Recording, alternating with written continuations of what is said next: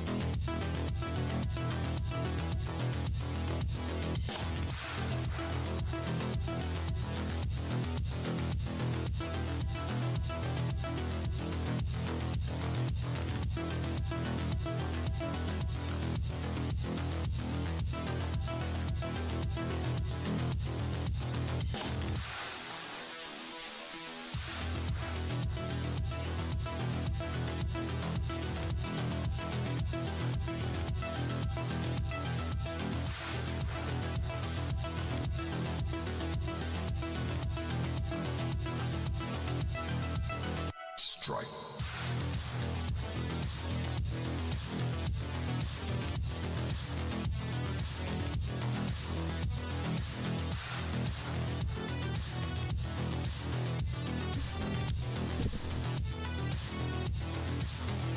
Happy midday.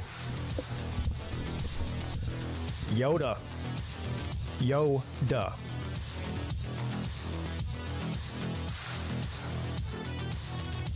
Oh yeah, well, I'll do my best. I don't think I can top Wednesday's show. Every once in a while, I get a show like that. But how you guys doing? Happy Friday.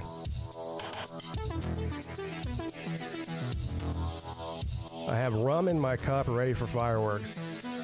Well, cheers.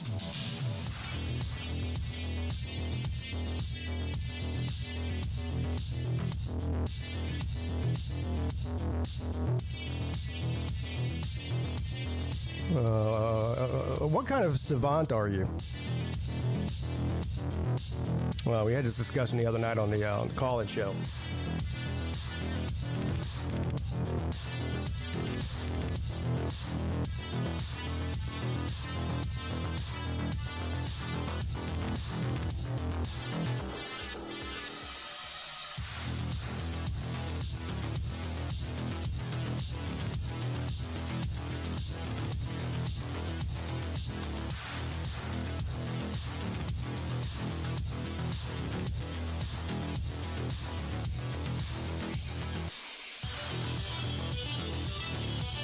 Hey, Nature Boy, did you ever listen to that episode that I sent you yesterday?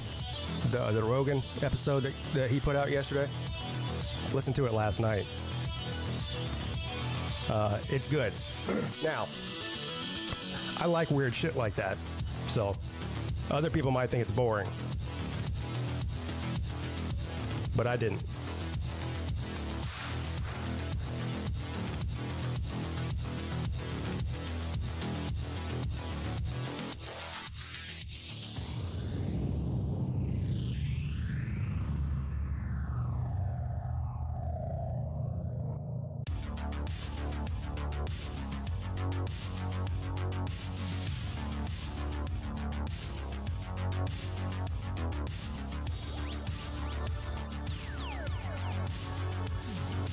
I think everybody should listen. Here's what well, it's the last one that was uploaded on Spotify.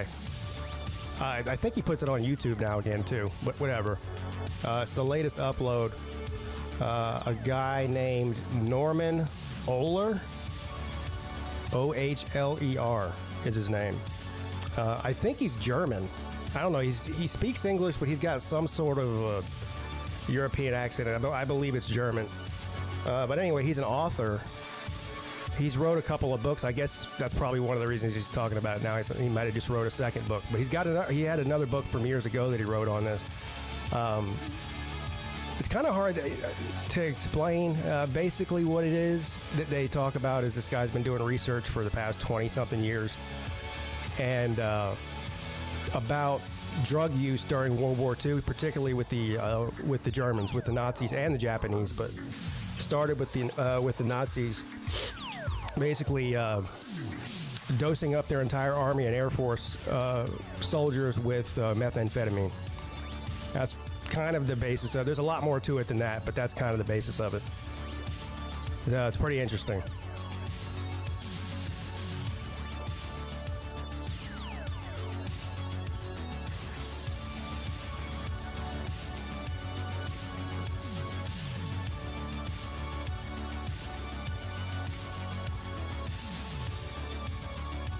Olympic soccer under 23 team just bombed out. Yeah. Lost to Morocco. Yeah.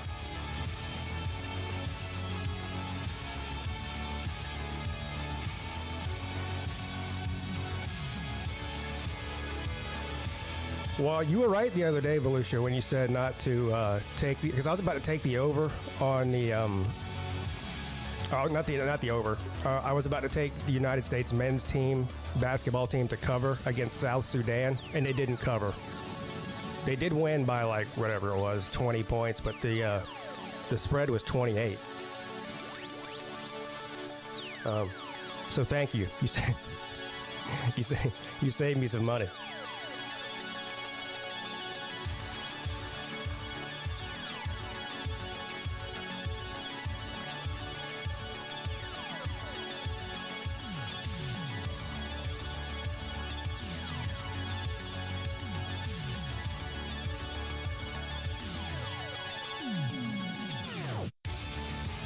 On a lighter note, I beat the bookie over the head this week. I'm not betting anymore this week. I'm cashing in. Couldn't lose yesterday or the day before.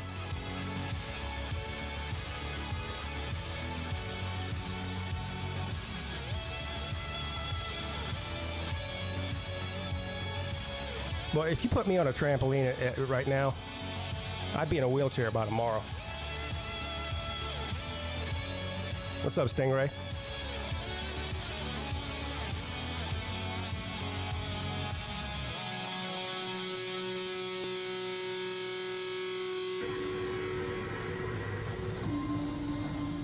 I wonder if we'll see Paul in here today. I haven't seen Paul in a midday show in a while, but I heard a little bit of the morning show this morning, and we're going to Colby's bachelor party on Monday, which I almost had to cancel that trip, but anyway, that's a different story. Going to Colby's bachelor party on Monday through Wednesday, and I don't understand why Paul has to pay for a room. This happens every time we go somewhere with him. It happened when we went to Vegas. It happened every time we went to Cherokee. I have never paid for a room at any of those places. I don't understand. It doesn't matter what level rewards member you are, even just the regular. I mean, all you have to do is get a rewards card and gamble $5, and you can get a free room. I don't understand why he has to pay all the time.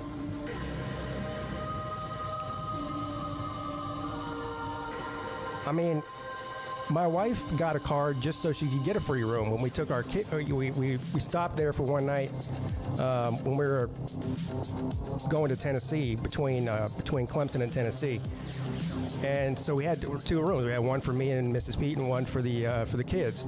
And she got a free room. We got two free rooms. A Savant of sausage. What's up, Vic? Yeah, Paul is a glitch in the simulation. Damn, poor Paul. What's up, Alex?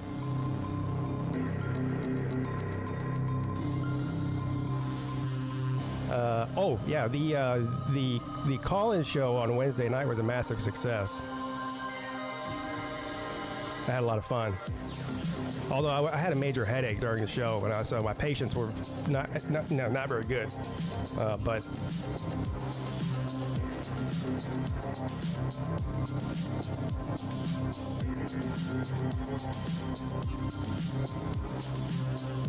the water was cold when getting in at 100 degrees. Where's Blue Springs Park? Where'd you get in, a lake or a pool?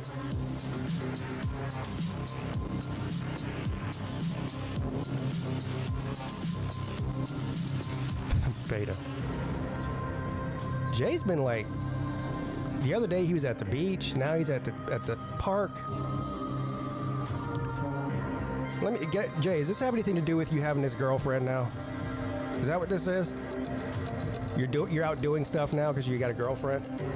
That's usually what happens. She's dragging you to the beach and shit, isn't she?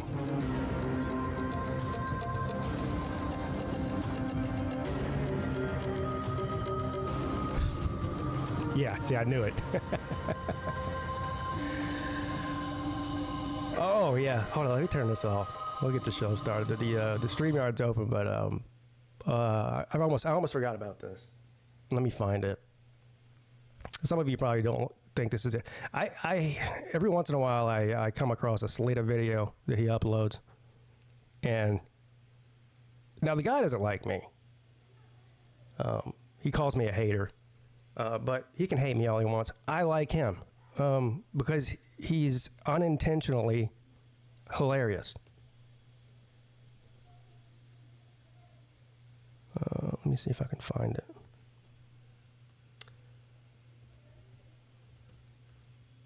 I love when he goes on does these videos about women.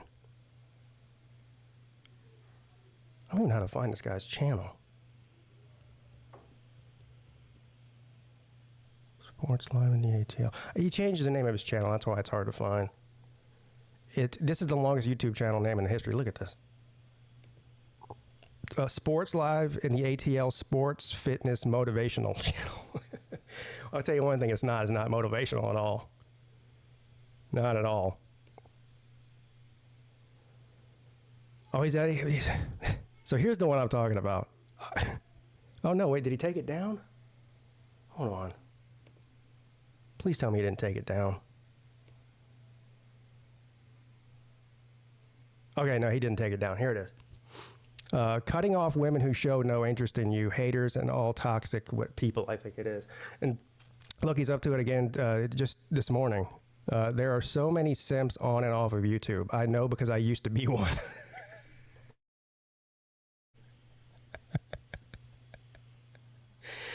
But hold on, you gotta listen to this. I mean, you gotta listen to this. I'm gonna show you how I afforded this car. You ready? All right, 100. Good morning, everybody. Sports Live in the ATL here. Slita Sports Fitness and Motivation Channel coming at you on this Thursday morning.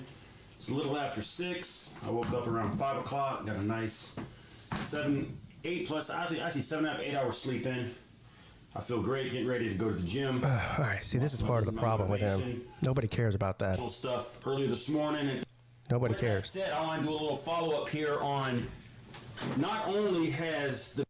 Look at he's got a positive vibes only hat, and I don't even know what this thing is. Is that a book? Might be a book. The physical part of my life changed. Getting back into the gym, I love it. I love going to the gym, and I love leg days. People don't like leg days, but I enjoy it. You want to know why I love leg days? And why does it look like he shoots his videos on a VHS recorder? Leg days, guys, is because you have to get your bottom part of your body.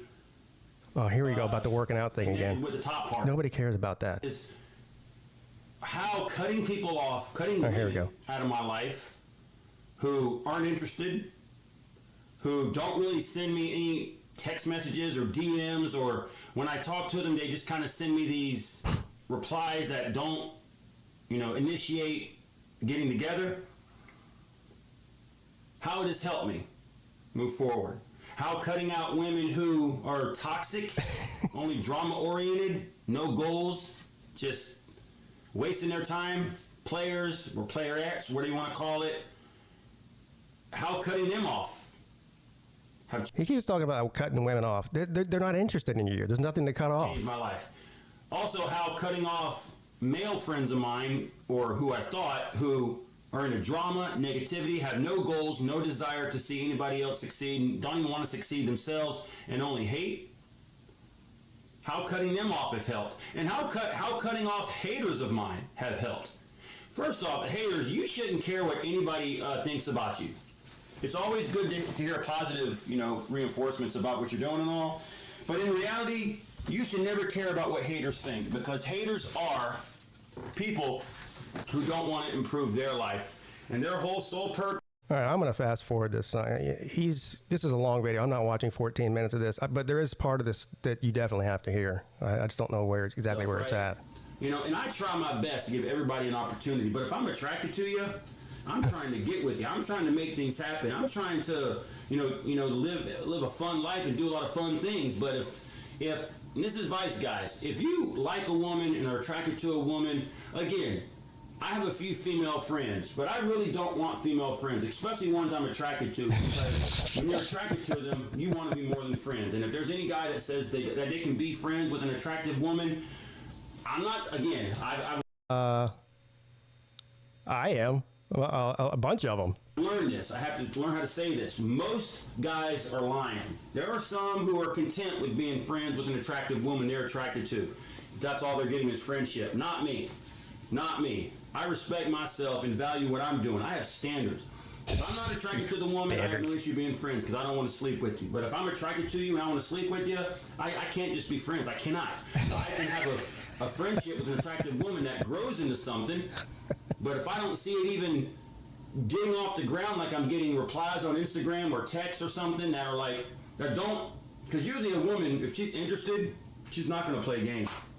If you ask her out and she says she can't do it, she will offer a time to do it. If a woman that I ask to hang out with or go do something with always replies back with no thanks, but never says, hey, what about this day? They're not interested. I don't know why it's never occurred to him that whatever he's doing is not working. And he's still trying to tell everyone else how to do it.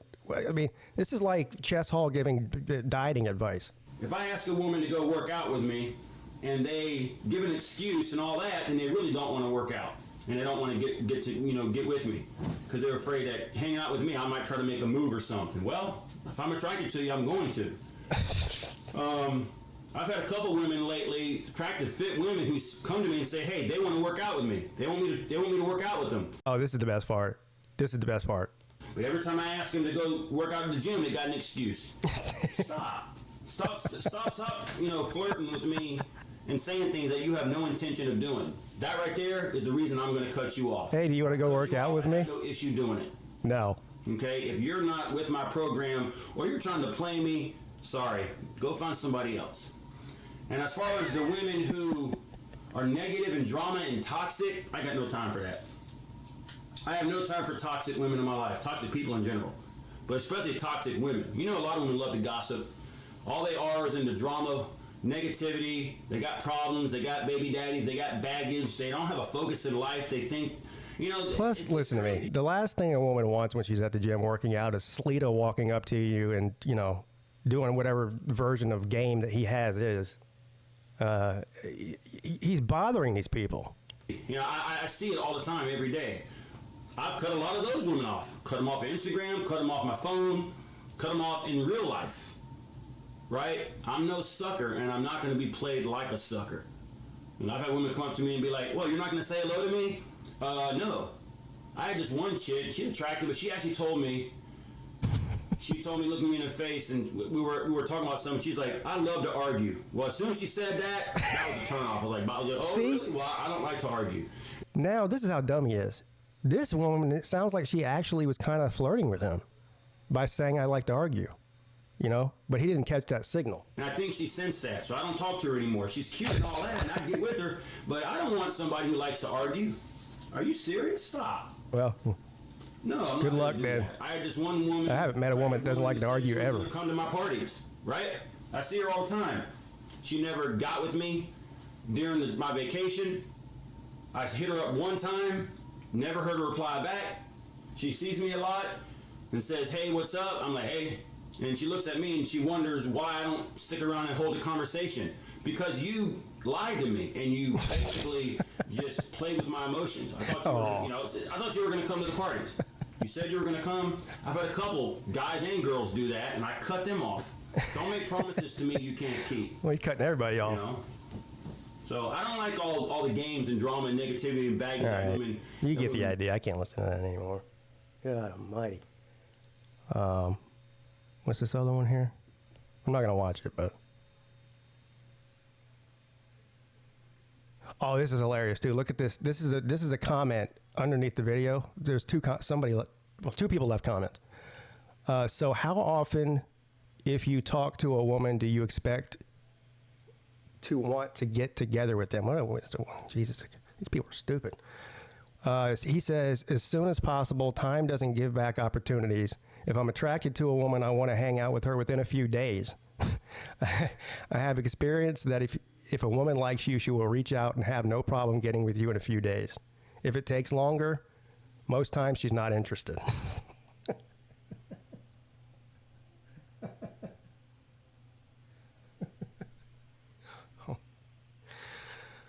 Oh my God, that guy. Good midday, gentlemen. Well, I actually think that last, I mean, most everything he said there was wrong and ridiculous, but I think that last point is actually true. If you're in the dating market and a woman is interested in you, then she's going to be interested in talking to you within a few days, not within a few hours, but a few days. I think that's not wrong. Yeah. Well, I mean, it's anecdotal, but I can give you firsthand experience where that's wrong. Okay. Go ahead. I mean, me and my wife were just talking, hanging out for like a month before we started dating. Sure. That was 15 years ago. Yeah. I think what he means is that, is that it's not like if you meet a woman in maybe on a Tinder date, which I've never done, but like in any setting or context, right? And then you finish the date or you finish the encounter and you exchange contact information. It's not a bad idea to contact her within the next few days. Maybe not the next day or the day after that, but within the next few days. Yes, but you're talking in context of a dating app. Right. Well, no. Which, I don't mean that. If you're on a dating app, what the fuck is wrong with you? No. I've never used a dating app in my life. But I'm not saying you have. I don't think there's anything wrong with it if you're single. What I'm saying is, let's say you meet her at a bar. Let's say you meet her through a mutual a colleague or a friend introduced you, and then you had an encounter where you had some coffee or lunch or dinner or drinks together, whatever. And then it seemed to go well, and you exchanged contact information. I think it's fine to expect that if she actually is interested in you, if you message her 3 or 4 days down the line or the next weekend, say, that's it's fair. Plus, I think what's happening is he's hitting on these women wherever at the gym. I think that's the only place he goes is the gym and to work and his back porch. Don't hit on in the gym, dude. That's not. Yeah, don't do that. Number one, but he probably strikes up a conversation with them, and they're just being nice to him because they're not just going to tell him to fuck off. Right. And then so he's like, hey, can I get your Instagram or something? Follow me on YouTube and doing his little YouTube shtick. And then they give him his Instagram or their Instagram, and then he's probably in their DMs like bothering them constantly, and then so they get creeped out. I mean, I guarantee that's what's happening. First of all, if a woman's interested in you, she's not going to give you her fucking Instagram. She'll give you her phone number. Correct. Yeah. Well, see, I don't know. I've never used Instagram in my life. I'll trust you. I think whether it's the gym or anything else, that's a far better place to meet women than a fucking dating app. I think that's one of the biggest problems in the world. Is people on fucking dating apps. I'm not saying that either way about the dating app. I'm just saying I don't think they're walking up to women at the gym and I don't know. I don't know. I think Slim, you and I are obviously you've been married for a long time, and I've been married not for as long of a time, but I've obviously been out of the United States for as long as you've been married, right? So neither one of us are the right people to really. Well, I'm not either. I've been married for almost 18 years. You know what I'm saying? All three of us are fucking yeah. But what I'm saying is that I feel like I've never used a dating app in my life, but because I prefer to meet women in person. Well, when I was single, I preferred to meet women in person. Right, and I'm just saying that's far superior to a dating app is all I'm saying. Sure. But I also think that I agree with you 100%. But I think that the gym is a terrible place to meet women. Yeah, I don't know. I mean, I don't know if it's terrible. I do agree with Uncle Lou that 3 of the top places to meet women are bowling alleys and bus stops. Bus stations. Sure. I mean, shit, I met a few on the street, just walking down the street and start chatting them up. I mean, I've done that before. Right. I mean, I feel like a bar or a dance club, just like a regular bar or pub is a great place. And I think it gets shit on as, but I disagree. I think a bar or a pub is a great place to meet a woman. It's a perfect place where people go out there literally with the intention of getting a little bit of social lubricant in their bellies and and meeting other people and chatting it up. So if you have a little bit of charisma, I feel like a bar or a pub is a great place to meet a woman. And then you go on the next date, maybe you go somewhere else. Yeah. Yeah, I feel like I'm not. I know I I'm give not. Slater the same advice I give Ballard because it seems like he's just looking to sleep with someone. I mean, go hang outside of a Planned Parenthood. You'll Damn. I think some of those sites are set up just for hookups. I mean, I don't know. I've been married. I've never had to use a dating site, but we used to work with a guy who was single, and he would tell me about all of his, dating app escapades, and some of his stories were hilarious. But if you're just looking to have sex, I mean, I think that there's a lot of women on those sites that are just looking for that too. It shouldn't be that hard to find. That's right. So. Yeah, there's a lot of Jamaican princes on there that's willing to send you $10 million. Yeah. Are you talking about the catfish people? He means Nigerian, but we know what he means. Yeah. Whatever. 6 one, half dozen the other. I don't know about that, but okay. Oh, man. Listen, we covered this the other day on somebody else's show. Yeah. All you motherfuckers all white people look the same. All Asian people look the same. I can't look at you and tell the difference. Right.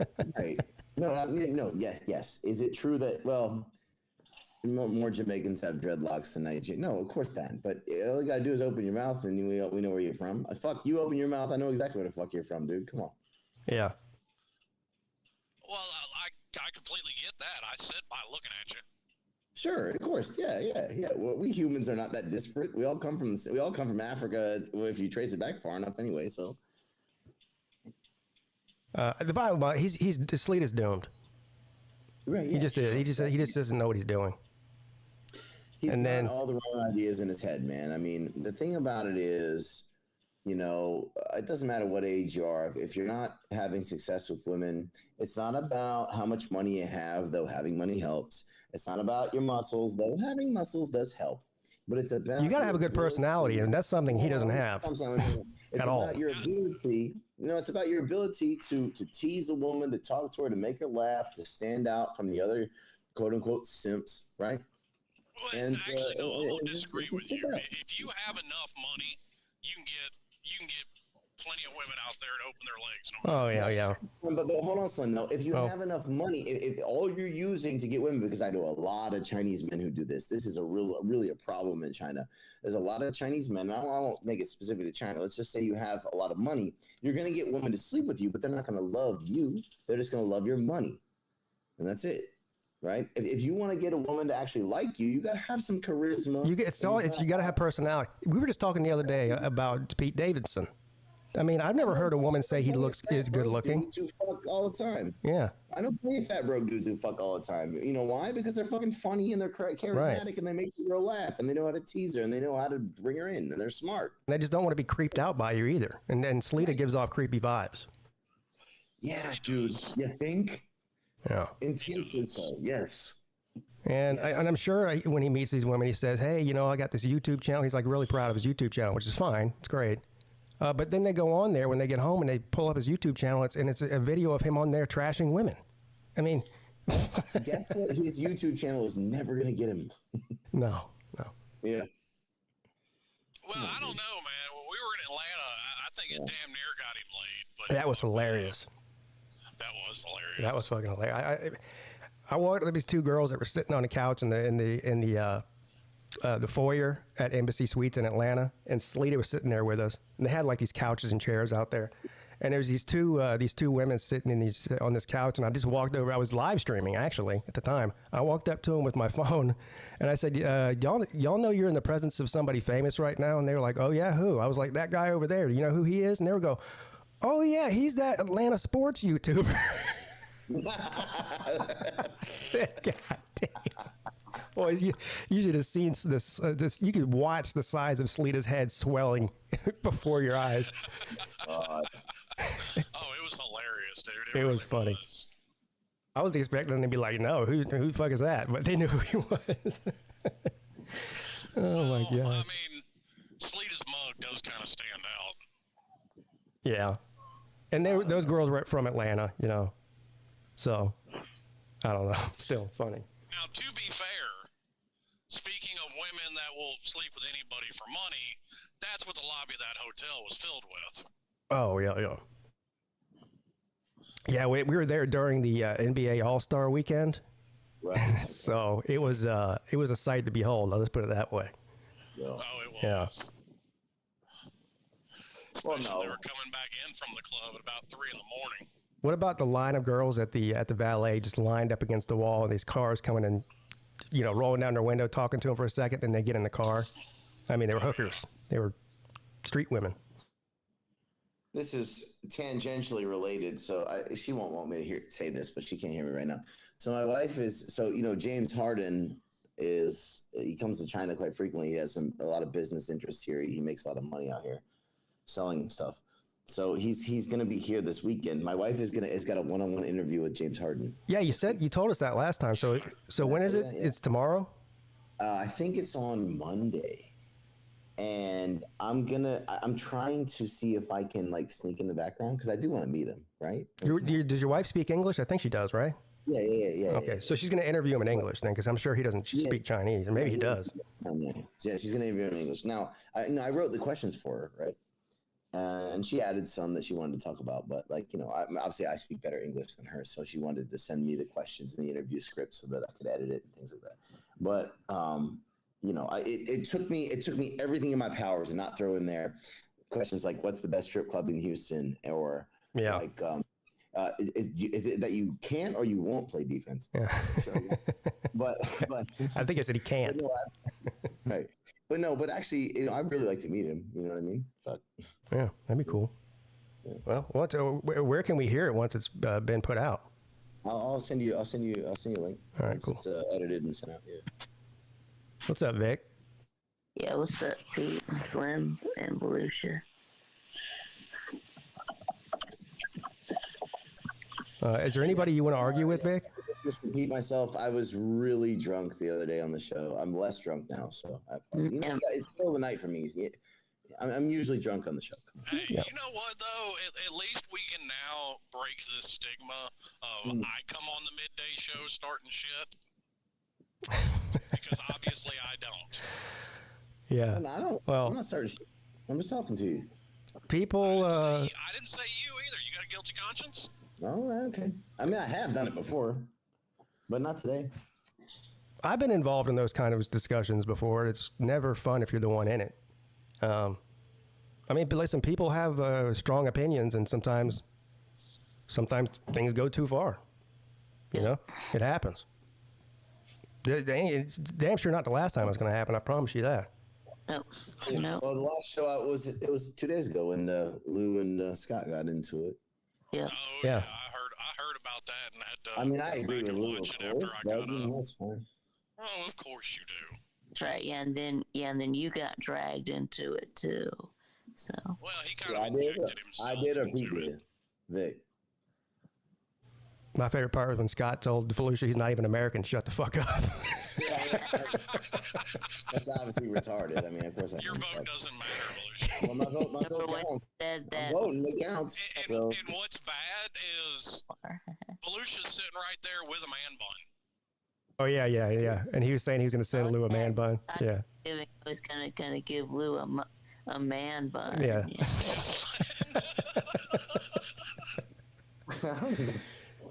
Oh my God. Okay. Right. Well, apparently Volusia's vote matters more than mine. So. Actually, that's not true because Georgia is more of a swing state than Florida is. So actually, that's not the case. Yeah, Florida's not really a swing state. Not really. Although, a lot of swing states are creeping toward it. Look, we don't have to get into this. I'm not gonna. We got 3 more months to fucking argue about this. I'm not gonna count my chickens yet. There's really probably legitimately 4 or maybe 5 swing states that I could think of. I guess Florida usually is. Well, to Volusia's point, you can kind of end this conversation. Fucking Kamala Harris doesn't stand a chance. No, she's gonna win. No, she's not. Dude, she couldn't win a delegate in a primary. Yeah. You know what? I'm glad you're so confident, bro. I'm glad you're so confident. That's what's up. I mean, she stands a chance. Yeah, she does. Yeah, she fucking and does. Iceberg stands a chance in hell for a few minutes. She got destroyed by what's her face in that presidential debate. Tulsi Gabbard. Yeah, Tulsi Gabbard. We'll see. We'll see. Oh yeah, that was ugly. Tulsi. We'll see if Trump has the balls to debate her. Why would he? What do you mean, why would he? Why not? Because if he doesn't, he looks like a fucking coward, and if he does, Not really. Yeah, that would make him. I don't think it really. I don't. You know what? I don't think it helps either one of them to do it. Oh, it helps. Yeah, I don't think listen, there's no negative backlash except from people on the left of him not debating her, and I don't really think he has anything to gain from debating her. Okay. Yeah, I don't either. Why not? But like, why would he back down from it? Why wouldn't he just do it? You don't back down. You don't look weak. You don't. Right? It does look weak as fuck. We gotta admit it. Again, because I just don't think it helps him. Sure, it will to people If she's on the saying I left, want and to that's do the it, and he says I don't want to do it, he looks like a fucking pansy, right? Pretty weak. I mean, he already did a debate. It's not his fault they switched out candidates afterwards. I understand that, but like, okay, but why would he not do it again? What is he afraid? Pretty weenie. Yeah. Like, what the Well, fuck? Why not? look, the people who are voting for her are gonna, no matter what happens in that debate, are still gonna vote for her, and vice versa. So it just doesn't matter. White guys for I don't know Kamala. that's true, man. Or Kamala, whatever the fuck her name is. Yeah, White Kamala, guys. oh, yes. Kamala, yes. Yes. Although, but I think that we would like to see another debate, but. I mean, for entertainment value, yeah. Like imagine some of the stuff he would call her. Yeah. No, I mean, I'm kind of with he Pete. can't I call her think that these shit. debates are fucking pointless in the way they're set up. I do too. Right, but Slim, listen. I mean, we all should agree on this. Biden's performance in the last debate is the reason why he's not fucking running anymore. Yeah. Well, Well, it's not pointless. Reason. Yeah, it wasn't Right. point. Yeah. That was the biggest reason, but yeah. Yeah. Yeah, debate's No, pointless. the whole Now, 'cause point I of feel way debate is fucking better about the to. election now than I did. I feel way fucking better about the election now than I did when Biden was the nominee or was the candidate. He was never the nominee, but you know what I mean. I would say there'd be more of a chance if they had put up somebody other than Kamala. I don't know if that's true, bro. I really don't know if that's true. Like who? Gavin Newsom is way more likable on camera than she Who is. you know who is Pete, Mayor Pete, Secretary Pete. Yeah, He's a yeah. He's No, great. nobody likes Pete Buttigieg. Stop it. Yeah, a lot of people like Pete. You don't, but a lot of people do. Yeah, you can't you speak for don't. everybody, bro. Yeah, you don't. That's A lot of 'cause he's people beta like male, Pete, bro. That's why. A lot of people No, like they Pete, really man. don't. Yeah, you're really you want wrong. to talk about bad Maybe a lot of people in optics. Possum Trot, Tennessee, don't like Pete Buttigieg, but a lot of people like Pete Well, Buttigieg. well, guess what? I'm in more places in Tennessee, and no, guess I what? know People that. in where he's That from was a don't like dig. him. That was a dig. I was just digging there. I understand. Yes, I know that you get around. I understand that. But no, you want to talk about bad optics? Taking 3 months off of work when you didn't give birth to a child is bad optics. You took 3 months off of work. Oh, yeah, he's one of those fucking weirdos that pushes paternity leave for everybody, and it's like, shut the fuck up. Leaving, yeah. A lot of companies do that now. That's good. That's dumb as shit. Carry your funky ass back to work. I wish I would have got that. No Yeah. shit. For real. Yeah, okay. Let's drive everybody out of business for having to pay people to be off for 3 months. So how much time did That's how you? that works. Yeah, I don't think a man should get 3 months, but he should at least get a couple of weeks. How much time did you take off, Slim? Oh, let's see. 10 Oldest minutes. daughter was born on a Wednesday, and I took the rest of that week. So I was back at work Monday, They pay you for it? and I used vacation time. I think I took off like a week, but I was my own boss, so I could do that. You shouldn't have to use Yeah. vacation time for that, man. Come on, I've had dude. to use vacation time for both. Yeah. Wait, you shouldn't have to, man. And the other one, God, I don't remember what day of the week it was, but it was basically the same situation. I took the rest of the week off. You shouldn't have to do that.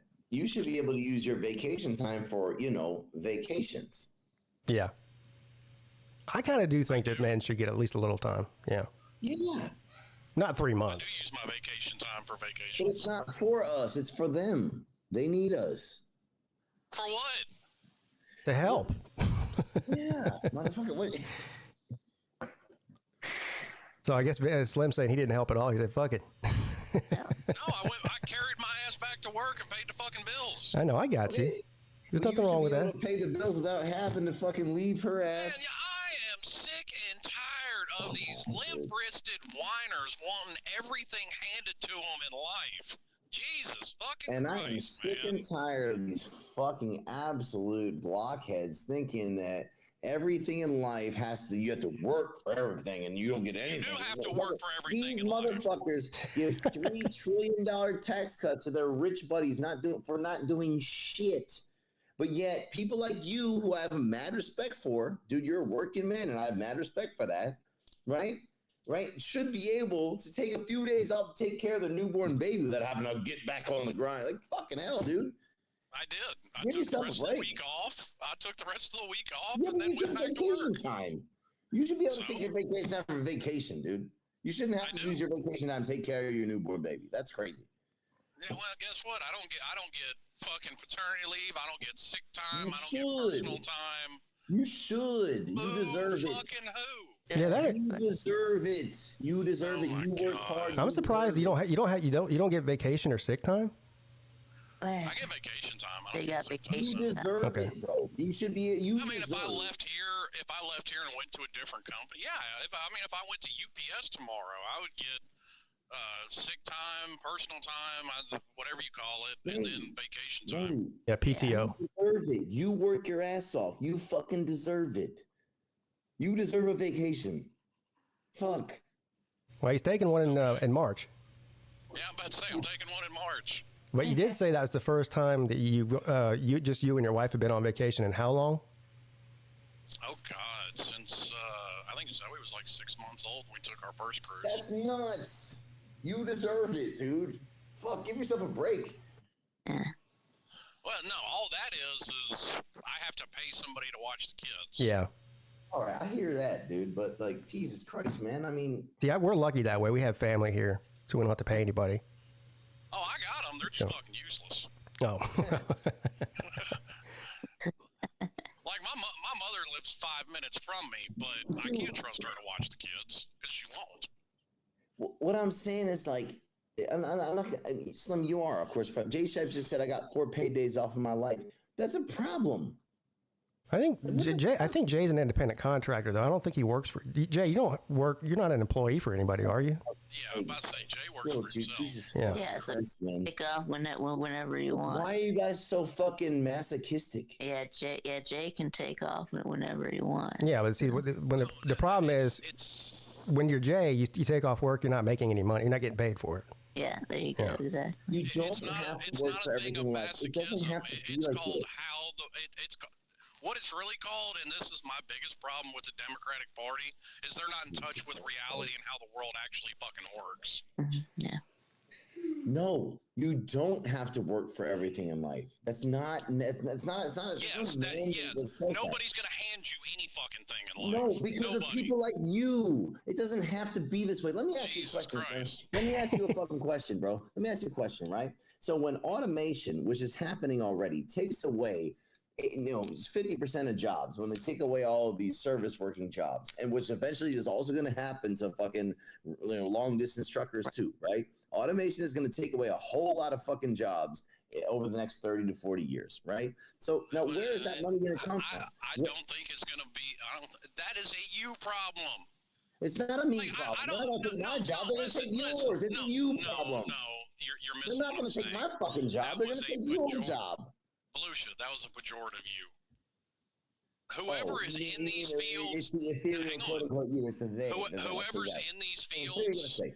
that whoever's in these fields that are going to go away to automation, that's their Yours fucking is one of problem. them, bro. But yours is And one of guess them. what? I'm prepared for it because I'm also a certified welder.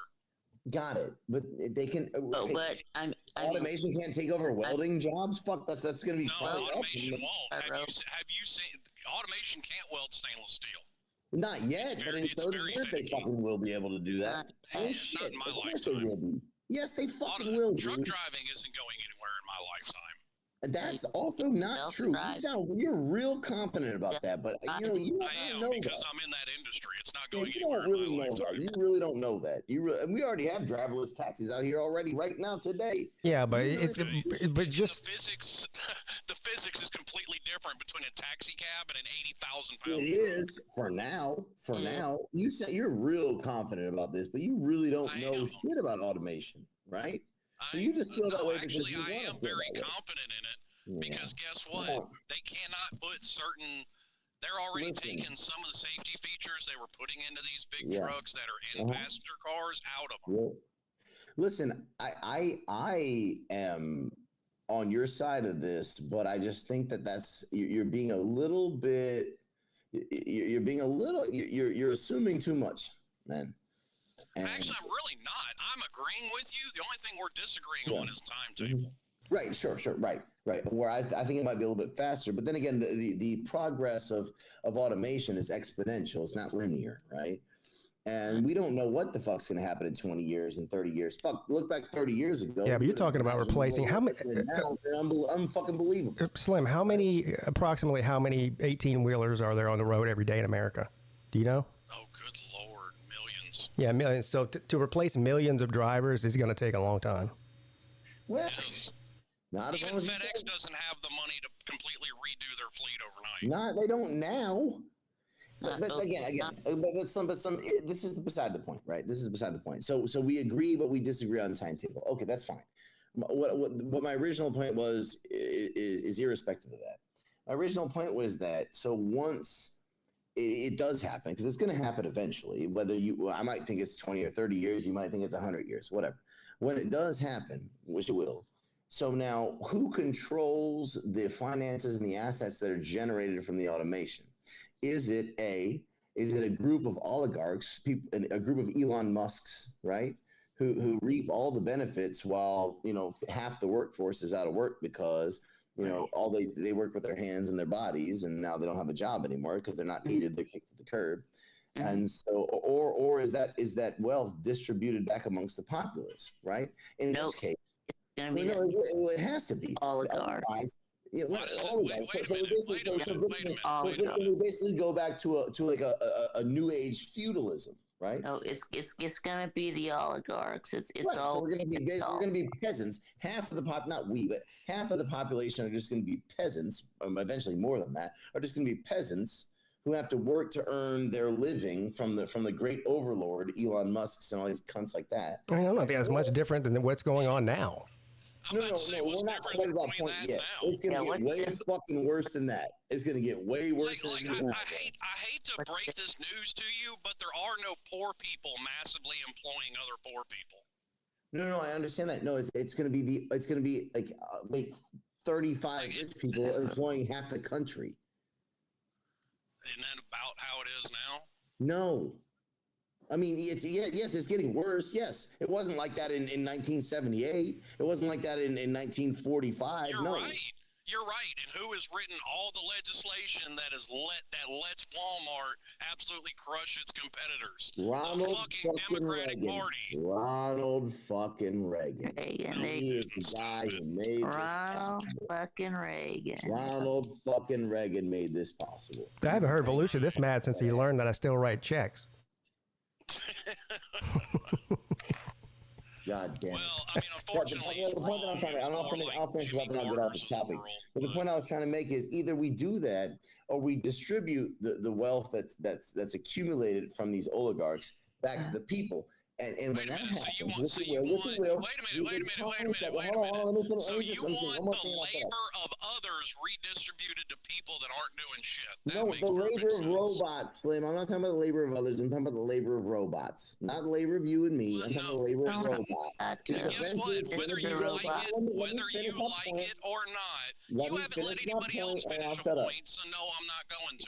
No, I'm going to finish my point. I'm going to shut up.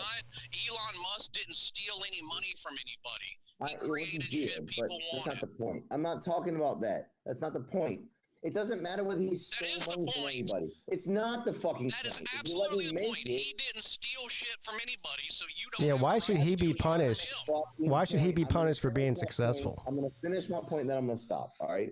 My point is that eventually, it's not going to be laborers who do the work to have their money redistributed. It's going to be robots who do the work to have their money redistributed. Now, does the income that comes from the robots go back to the big boss man, the big oligarch, or does it get redistributed amongst the people who lost their jobs because of the fucking robots? Because if that's the case, which I hope it is, then the concept of working to earn a living will become obsolete, and then we'll live in a much better society because people won't have to fucking run their knuckles bare, working all day, working 3 different jobs to raise their own kids. They'll have a universal basic income, and they can pursue their own interests. We have a lot. I mean, that's a great fantasy and all, but see, Belushi's one of those people that lives in this fucking fantasy land that if people don't have to go to work, they'll all just take art classes and fucking paint.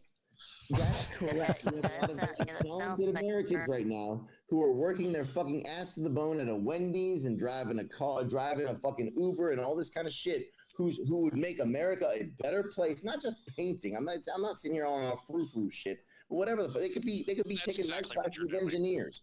Right, but they could be doing whatever the fuck but because why didn't they do that to begin with? They could be contributing to the United States of America and the world, but they can't. Why didn't they do that to begin with? Right? Why didn't they do that to begin with? They didn't have to worry about that, and they would do better off. No, I'm not saying we're there yet. We're not there yet. We're not there yet. I agree with you. Why didn't they become an engineer beforehand? Because it costs money to go to college, dude. No, it really doesn't. Look how many people does. No, it really does. Look how many people now. YouTube is full of it. I ain't paying my fucking student loan debt. Fuck that shit. You're going to become an engineer. Okay, so when I want to become a civil engineer and build bridges for the city, I'm gonna give my resume. I'm gonna say, I watched a whole bunch of YouTube videos. Oh, you're hired. Get the fuck out of here, dude. What are we talking about, man? No. What I'm saying what are you talking about? People are going to go from working a fucking Wendy's to building fucking bridges. They didn't have the nose to drive something. They have time to learn something. What a dipshit. Dude, you're out of your fucking mind, man. Yes, I'm out of my mind, but somebody's going to go from because working you had it hard, so the world has to be a civil engineer. Because you had it hard, the world has to be shitty forevermore, right? We all have to suffer, we all have to work, we all have to put our nose in the grindstone, break our backs, putting on roof tiles in the middle of the summer, because you had to do it, right? So now everyone else has to do it like that, right? No, I had to do it because of my decisions. The world can't be better. You can't even imagine in your small mind. You can't even imagine in your pea brain a world that's better where people don't have to break their backs to earn a living, right? No, I had to do it. You can't imagine in your mind a world where that doesn't have to happen. Get the fuck out of it. It's insane, dude. Over somebody else. Go ahead. You go ahead. I'm done. I said I'd get off it. I did it because of my decisions. That's why my life was hard. Because of my decisions. Really? I don't know if that's true, bro. I think I support you more than you support yourself. No, I believe Slim. I mean, it's I'm sure he knows about his own life more than we do. Yes, his own choices. See, this is what I mean. These people think they know so much better than you. No, I don't. About your own life. You literally just said that. Maybe you know better than me that I didn't make bad fucking decisions. Okay, fuck you then. I support other people that might be similar to you. Then maybe you support yourself or them. No, maybe I'm wrong. What? Maybe if I'm they wrong. make bad fucking decisions, they deserve to break their fucking back. So what bad decisions did you make? I dropped out of fucking school. But okay. Right? So you shouldn't have done that, right? No. Why did you do that? I mean, why did you do that? No. Legit question. I mean, I'm trying to have a real conversation. I'm not trying to fight with you, man. Like, why did you do that then? Because my mother asked me to. And why would she do such a thing? Because she's lazy as fuck and didn't want to get a better job. So she wanted him to help. Mama to death, but she is fucking lazy. Okay. She wanted me to help instead of her getting a better job. Who, by the way, right? She is both certified in welding. Yes. And electronic motherboard soldering. So you didn't have a choice, really, when you. Yes, I did. Her decision. Because guess what would have happened? Hang on. Because guess what would have happened if I had told her no, that I'm finishing school? Yes. Guess what she would have done? Figured it the fuck out. She would have done what? She would have figured it the fuck out.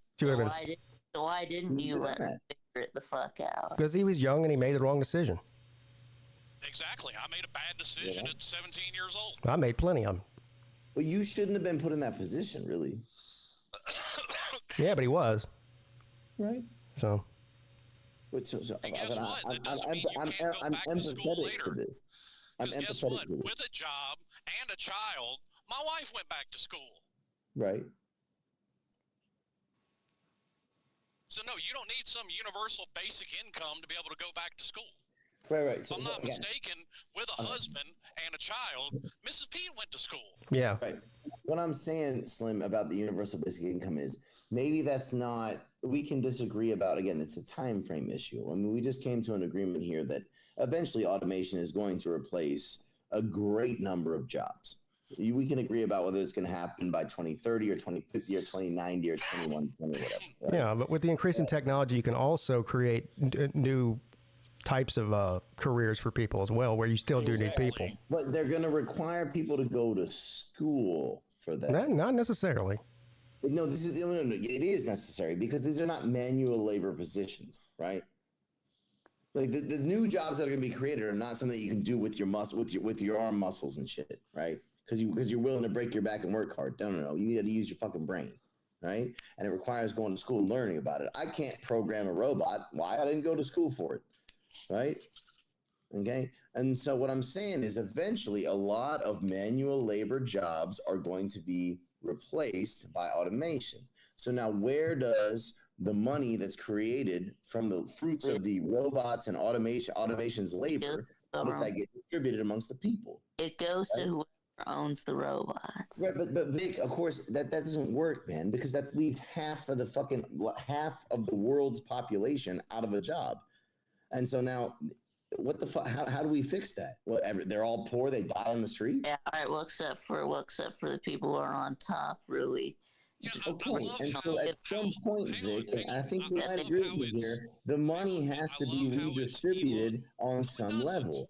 Otherwise, our society breaks down. I love how it's Elon Musk's fault that somebody's out of a job, not the motherfucker Elon that's Musk out of is a just job. an example. And Elon I'm Musk is just not there using it yet. as an example. Why isn't it the motherfucker that's out of a job's fault that he's out of a fucking job? Because And that brings up problem number 2. There is Always absolutely look for- zero personal responsibility in any fucking argument a Democrat makes.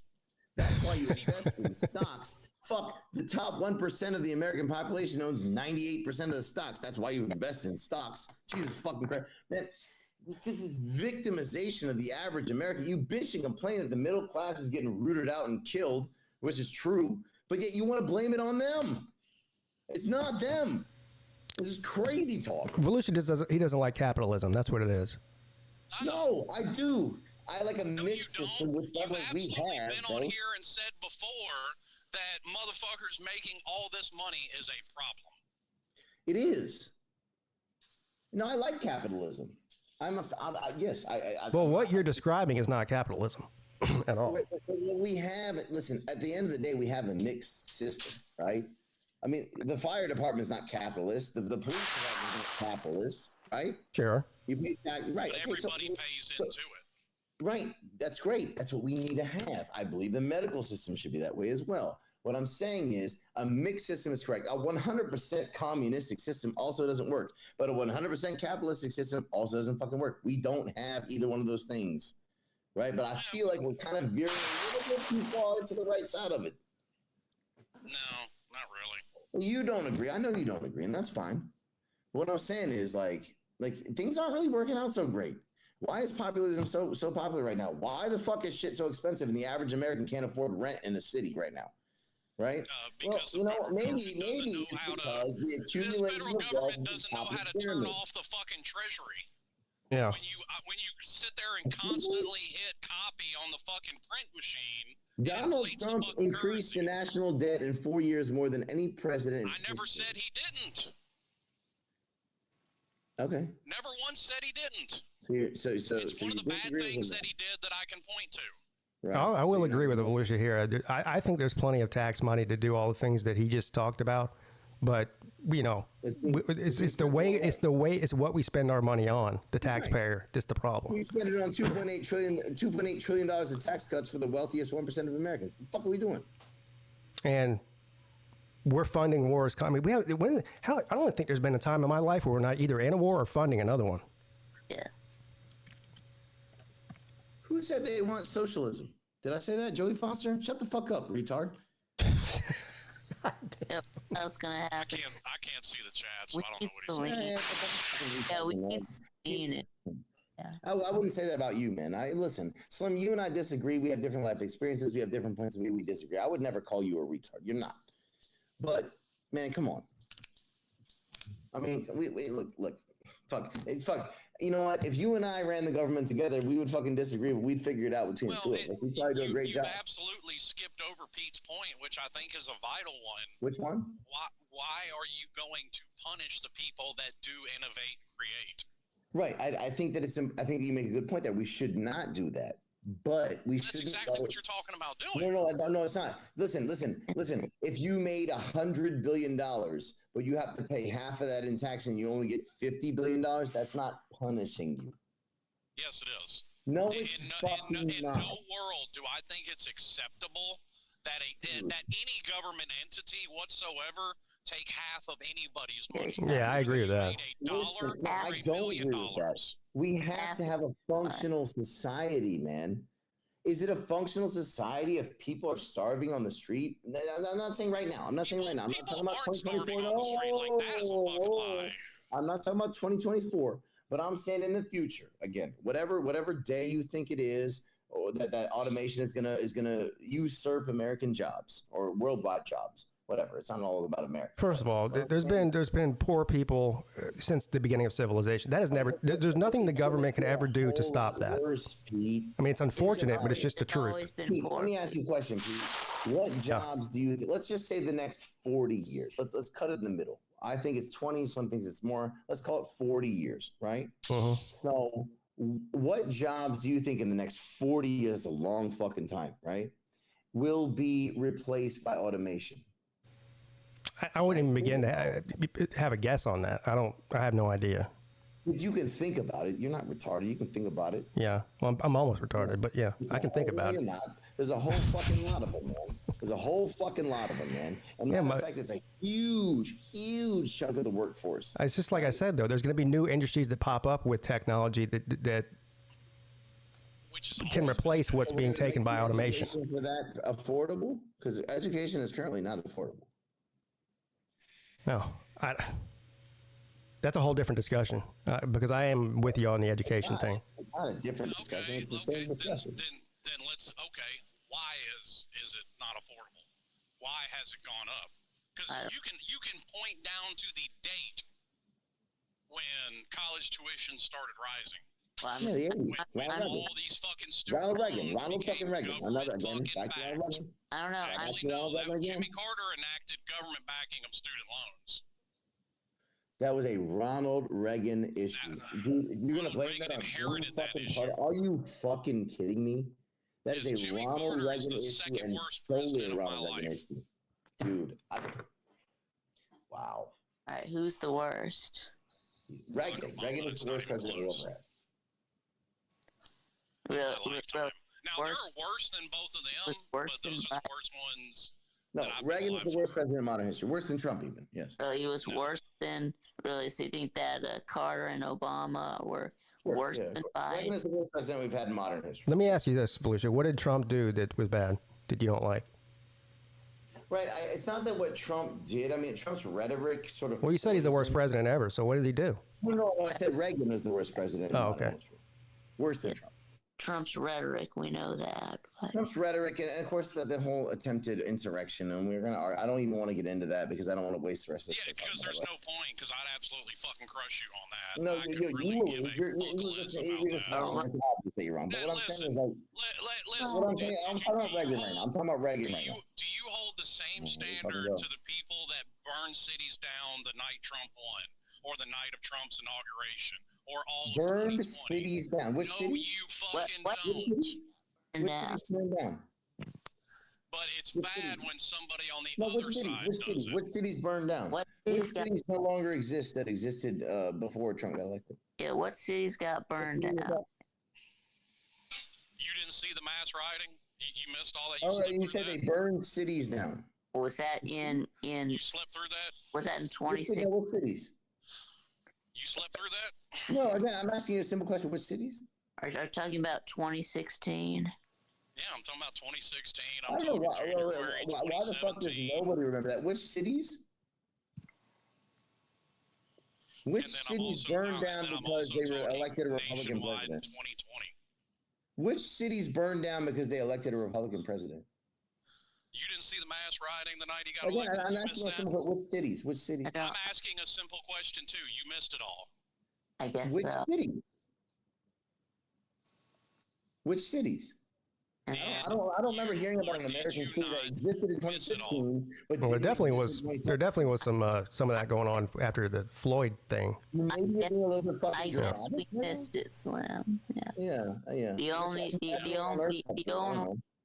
cities burning I remember was after the George Fucking Floyd crazy. incident. Yeah, Minneapolis. And I threw that up just as well. Which That's what city? Democrats do when they don't get their way. They start burning shit.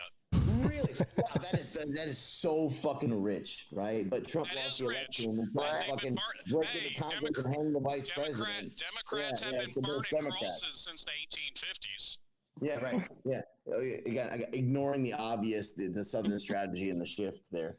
So what I'm saying is like Well, guess what? Republicans The didn't get shift their way in the happened 2020 election. No. before them. Republicans didn't get their way in the 2020 election. They broke into the fucking Capitol. Yeah, there's like like 30 idiots who aren't even armed. That doesn't represent the entire party, 30. or however many it was. Represents the worst of it. And but- yes, there was only between 50 and 60 people actually in there tearing shit up. And shitting on Nancy Pelosi's desk. Yeah, Right. shitting on It's a Nancy little bit Pelosi's funny. desk. I will give you that. I'm not talking about.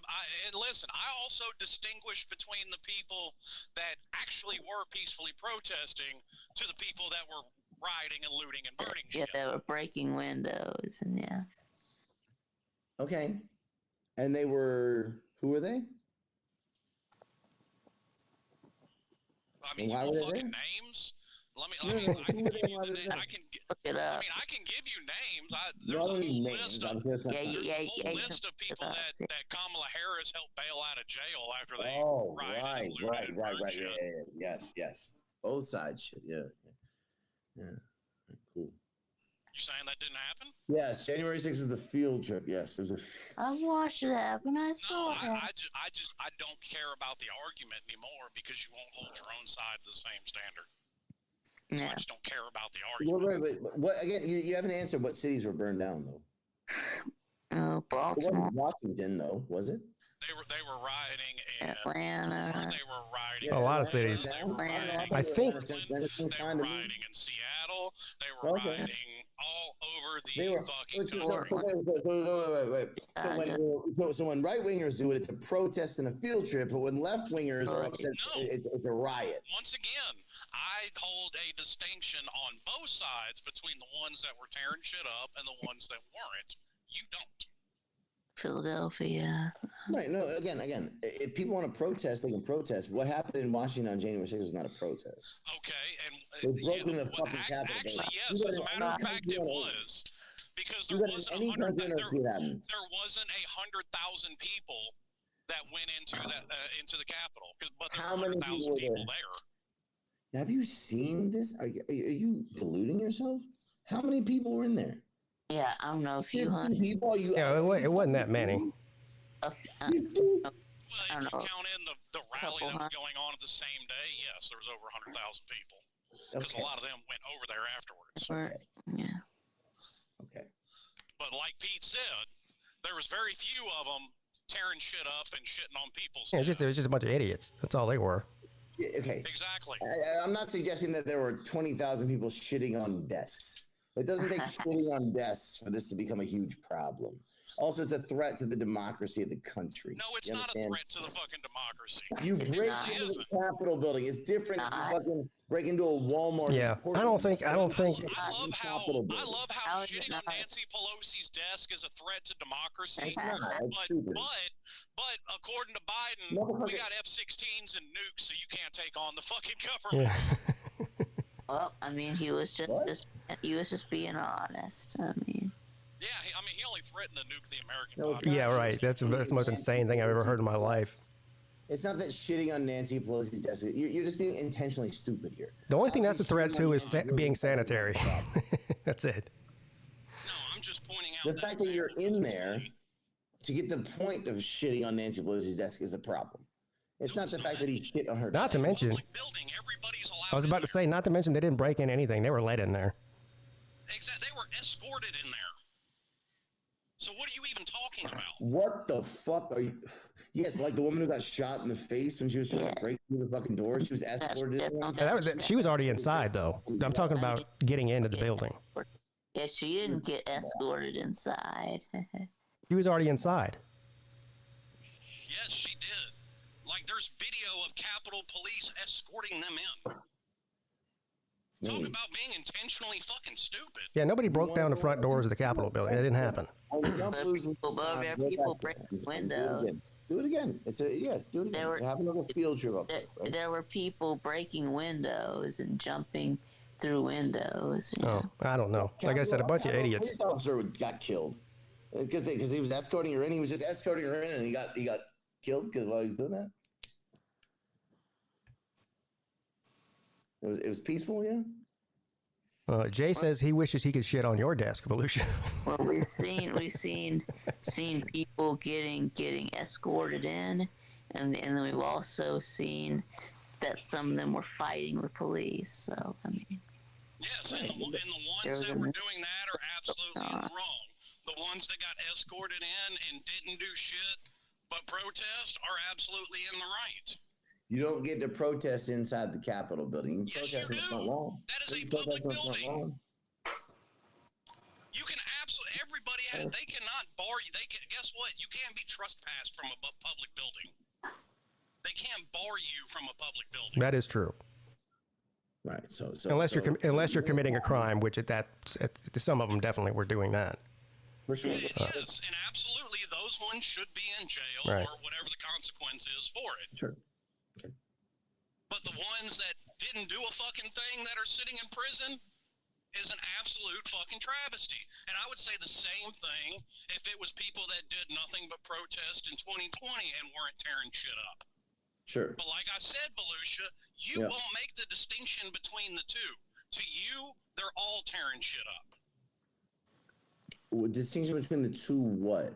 between the peaceful and the non. The people in Washington on January 6, 2021. The ones No, that. I will make a distinction. I will make a distinction. I feel like if you went there to express discontent, but you didn't break into the building forcefully, then that okay. Nobody broke into the building forcefully, though. Well, What the fuck are we doing? one of They them shot did. a woman in the face and she was Breaking windows. She was already in the building. She Yeah, was there's- already in the building. breaking Volusia. into unauthorized Breaking territory windows, forcefully. Then climbing fine. Jesus windows. Christ, how pedantic are we gonna get? As pedantic as you trying to say, what city doesn't exist now that existed then? You don't like it when people play your games back with you. No, motherfucker, listen. No, motherfucker, It's listen. very Listen. clear what you can do and what you can't do. Yeah, look and listen. It's very clear what you can do and what you can't do, right? Not every single motherfucker that was there. You act like every single person that was in Washington, D.C. that day that's a Trump supporter got arrested. That's also fucking horseshit. No, I didn't. Never once have those words come out of my mouth. You won't be able to find it anywhere. How many people were charged with a crime? Actually, I don't know. I don't know the Hundreds. total number. Hundreds, I don't know. Let's Yeah. look it up. That information is available.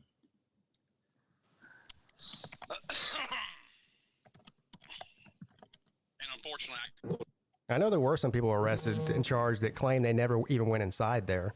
You know what happened is the FBI they used cell phone tracking to figure out who was there. Yeah. But between 2,000 and 2,500 people entered the Capitol building. 1,200 plus, says Nature Boy. Sure. There definitely was not 1,200 people in that building. There's no way. 14, yeah. 1424. So, but my favorite was the guy with the buffalo hat. Yeah, the Viking hat. Dude. Yeah, whatever. The Viking hat. Yeah, and he got in there and then claimed to do his vegan food. And his mom was like, "Get him out of prison because he can't have his vegan A food." buffalo. But yeah. Buffalo man. Yeah. He got the charges dropped, didn't he? He did No. eventually. Yeah. Eventually, When they finally Yeah, well, released the footage of him like actually trying to calm people down, like he was one of the ones in the crowd chanting. And he was also, I think the reason they really dropped it is because he was escorted in there and he didn't break anything and he didn't do anything violent. He was just walking around with an American flag and, you know. See, that's what I find fucked up because just like Kamala Harris, they sat on that footage and kept that man in prison. what's his name? Jacob Chansley, the QAnon shaman. Yeah, shaman, yeah. Doing on shaman, yeah. What a fucking retard. Hey man, fuck you. That was a cool hat. Yeah. Does it say the charges got dropped? I think it did. Oh, yeah. I told him I have no excuse. Yeah, Chansley most of said, them- yeah, no most excuses of them have- whatsoever. My behavior is indefensible. Okay. Yes, most of them had their charges dropped, but There's still some people in prison for it, and there's a bunch of people on house arrest. I know that. Sure. Well, maybe someone deserved it. Which just like the fucking guy that ended up in prison for the Hillary Clinton meme. Like, are we throwing people in prison for fucking memes now? Yeah, that's insane. That's stupid. yeah, that Hey, that was bad. Yeah. I mean, I shouldn't be throwing people in jail for memes. I don't know the details of that, but I can look it up, I guess. But but hey, that's heading the way the rest of the world is, which is exactly what Belushi wants. He wants us to be like the rest of the world. yes, he knows That makes us just like England, just like Germany, throwing people in prison for what they post on social media. Yeah, I don't agree with that. It's unconstitutional. I'm surprised that they should have taken that to the Supreme Court. That he would have got overturned. I'm sure That's a First Amendment issue. Yeah, I'm sure they're still going through the whole appeal process, but I don't understand how a judge would even let that go forward. Well, unfortunately, judges have agendas just like politicians do. A lot of them. Oh, I know. Unfortunately, and guess what? I found that out fucking firsthand. Let's find it. You talking about with your custody case deal? Yeah. Yeah. It's unfortunate. See, Belushi, I'm not Scott, man. I'm not gonna get on here and fucking blow up and lose my cool. It's not gonna You ain't blow gonna up. argument that way. No, I'm not doing it to you either, bro. All right. Everyone's cool. Nice, healthy debate here. Fucking beta motherfucker. I Hey. didn't know that. I didn't It know was a that. joke. And All right. Volusia, I can confirm that Joey Foster is not retarded. I've actually met him before. All right. That's it. He just talks like one. I hear it. Yeah, I mean, yeah. It just sounds like one. I understand. I know a lot of people who sound like Unfortunately, retards. that's how the left works. I mean, Ben Shapiro's a very That's how the left intelligent works. individual. Is a Belushi, left. you said that Ben Shapiro's a fucking moron. And Ben No, Shapiro I can get a lot of think things, Ben but Shapiro's a very moron is smart moron. guy who's a charlatan. Very. Yeah. He's a grifter and a charlatan. I don't think I Ben don't Shapiro's think, stupid. actually, no, he's not a grifter. He's just uber religious. True. Like, I don't even Yeah, agree look, with him on which some is shit. fine. I can agree with him on his religious points of view, for sure. No. Well, he Look, comes I at think everything that- from a religious point of view, being an Orthodox. I think he's very smart. I think he's also a hypocrite. Yes. I mean, he's been the anti-war guy for as long as I've been heard him. And as soon as the stuff pops off in Israel, he wants us to go to full blown out war with Iran and fucking everybody else over there. Oh, What's a grifter? Well, me and you disagree A on that. I grifter, absolutely think we grifter should is back our somebody. allies. A grifter is somebody who realizes that they can make money by saying a certain thing and appealing to a certain group of people to make money, and so they'll do it regardless of whether or not they actually believe in it or not. Right? Unprincipled people who will say whatever the fuck they need to say to get money from people that will suck their dicks. That's what a grifter is. Oh, okay.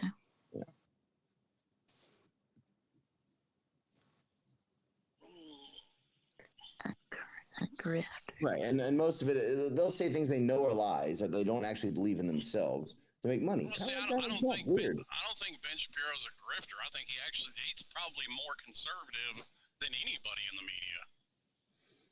Yeah, the problem is that he, like Pete just said, he'll turn red on a heel and betray his own principle. I don't think he's betraying any principle. I think it's absolutely staying principled to say we need to get out of all of these useless wars, but you except when it's Israel, then we need to be in that war. But Israel's an ally. You absolutely, if somebody invades England tomorrow, guess what? We're backing them because they're an ally.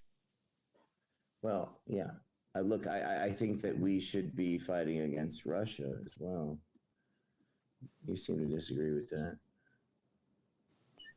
I mean, I don't necessarily disagree with that. Okay. Word. Yeah. I think that we do actually need to fight against Russia. Now, I think trying to explore every avenue before you get into firing bullets is absolutely warranted. Sure. And we don't have boots on the ground in Russia because if we did, it'd be a huge problem, right? But I also don't think that. I mean, listen, I think as far as America's biggest enemy abroad, it's not even Russia though; it's China. Yeah, it's China. Why? Okay. I'm not saying that you're wrong, but why? I'm not saying you're wrong, but why do you say that though? What do you mean? Why not? No, why do you believe that? I'm not saying you're wrong. I'm not saying you're right. I'm just going to let you talk. Why do you think that? Well, we've already been, and this isn't just my opinion, this is several people's opinion. We've been in a quote-unquote cold cyber war with China for like a decade at this point. An economic war, too. But we're in a cold cyber war with Russia, too. Our shit, yeah. China hasn't invaded anybody. Yeah, they keep acting. China's doing. China didn't invade Mongolia. That didn't happen. When did China invade Mongolia? China didn't invade Hong Kong. That didn't happen. No. The British gave Hong Kong back to China in 1997. No, with the agreement that Hong Kong would be able to govern they broke that agreement. Sure, but they didn't invade They broke that agreement. They were shooting protesters in the streets. No, the Hong Kong government was doing that. But no, China but for the most part, China's doing the smart. I want to make it very, very clear. I'm not going to dogmatically defend China in any way, shape, or form. If I feel like China's done something wrong, I'll say that. What I'm saying is that our number one enemy, I feel like is Russia, dude. I really don't think it's China. Yeah, I don't think it's Russia. Yeah, it's China. If this whole thing in Ukraine hadn't gone as bad for Russia as it has, I would agree with you. Right, yeah, that is not wrong. That's not wrong, but it's gone really badly. Like, listen, I don't believe, and I think this is beyond belief. This is a fact. I don't think there's a military in the world that can go toe-to-toe with the U.S. No. But the only one that I thought was close was Russia's, and this is kind of proven that they're not.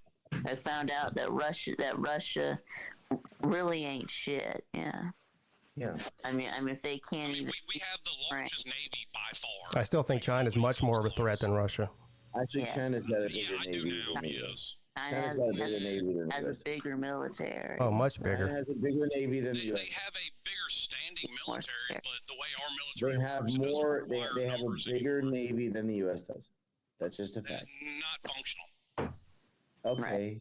Like they have nowhere near as many aircraft carriers, which is the backbone of yes, warfare that's true. at this point. That's true. Yep, and I agree with you on that. Yep, I agree with that.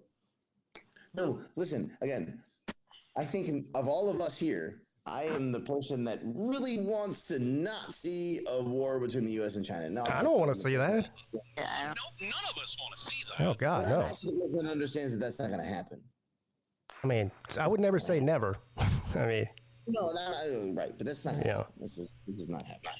Never, yeah, China. Well, see, I disagree with that. Like Lou has an overall point that certain things can't happen today because I guess we're more modern than we used to be, and I completely disagree with that.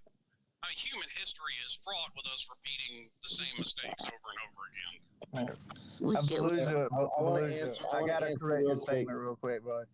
Go ahead. I want to say one thing before you do. If you said don't mind. China has a bigger navy than the U.S. In the back. That's because the U.S. doesn't count every canoe they have in the water as a ship. If you look at it by tonnage, the U.S. has an absolute massive navy compared to China. Yeah, we do. Right. And I want the to U.S. has respond. the top 3 air forces in the world as well. But the difference is China's gaining on us in that respect a lot faster than they're not. So They it's, may be gaining, but they're still miles behind. I yeah, want to point out to something that young Seminole just said. He said people in Taiwan have internet connections too, and people are afraid that China's fixing to try something.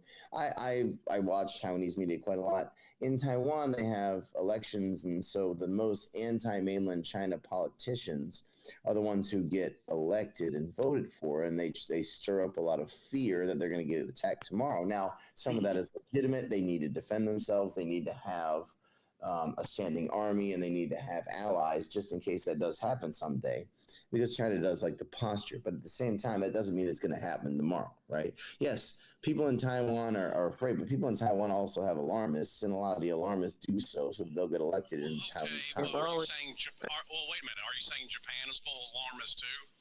No, but no one in Japan thinks that China's going to attack Japan. Well, then why would Japan come out and say that if China goes after Taiwan, that is declaring war on Japan? Just so they can say that, so that they make their position very clear. Yeah. It's deterrence. Yeah. so Wet Blanket in the chat's coming with some numbers here. He's claiming that not only is America not have the largest navy in the world, but we're not even in the top 3. Yeah. That's We're not not. He says We're China. not. And, I would argue True that- Seminole's Oh, absolutely right. what do you- By we're not tonnage, top. we absolutely Right. miles and away. I would beat argue that everybody. the United States has the strongest navy. Okay, yeah, but according to him, here's his numbers. China has the biggest navy with 740 warships. What is it? North Korea's second with 519. Or sorry, third with 519. Russia's second with 598. Right. I don't know how many I America would argue has, that but the United States has the strongest navy. We still have To my that. point earlier, ever since World War II, naval combat has been predicated around aircraft carriers. Yeah, and we have to. And Russia does not have a functional aircraft carrier. We got more And last aircraft. time it was out, it had to be towed back to harbor. yeah, the U.S. definitely has the most aircraft carriers. Yeah, we got more aircraft carriers than every other country combined. And I'm for sure we have the largest, air fleet And- too. Oh, well Maybe the US Russia. Air Force is the biggest fleet of planes in the world. Yeah.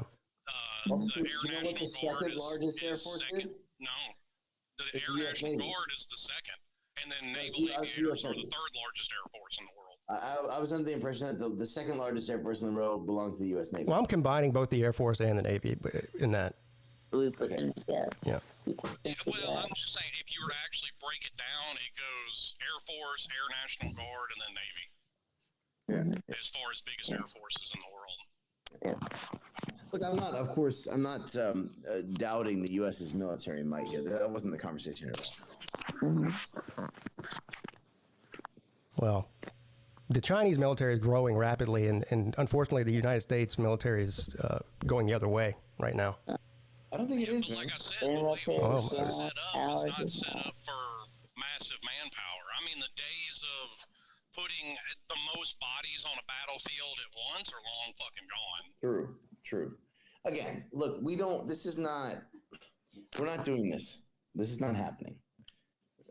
China's not invading the United States. The United Well, States not tomorrow, but never's a long time, like I said. Playing the Yeah, I'm long about to say.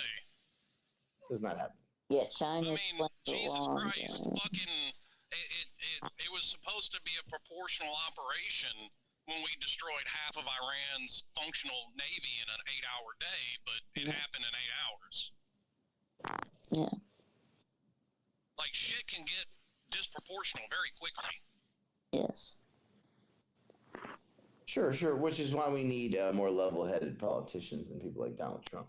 I actually think Oh. when it comes to foreign affairs is where Donald Trump kind of shines. I was gonna say, where yeah. I thought he would do the worst. I thought you did great. Man, I'll tell you what. You never know when you're gonna wake up to see what he said, dude. To see what he That's said. 'cause you take everything he says You know, seriously, and I like what he don't. said about how you you'll don't have- never Sorry, have to vote again. Yeah. but yeah, right. Yeah. Well, and I think Lou is absolutely right on that, because he can't run again. So you're not going to have to vote for him again.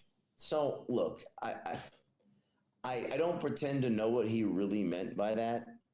I don't think he meant that he's going to end democracy in the United States. No, he's not, he doesn't want to be a dictator. Stop it with all that shit. Say that. But why would you say that? What a stupid fucking thing. I think he spoke out of. I don't even think he really knew what he was saying, honestly. I think Lou's right. I think he was freestyling off a teleprompter. Yeah. Yeah. Let's not have dude. Plus, not only that, we have so many safe. Nobody's becoming a dictator in the United States. It's not happening.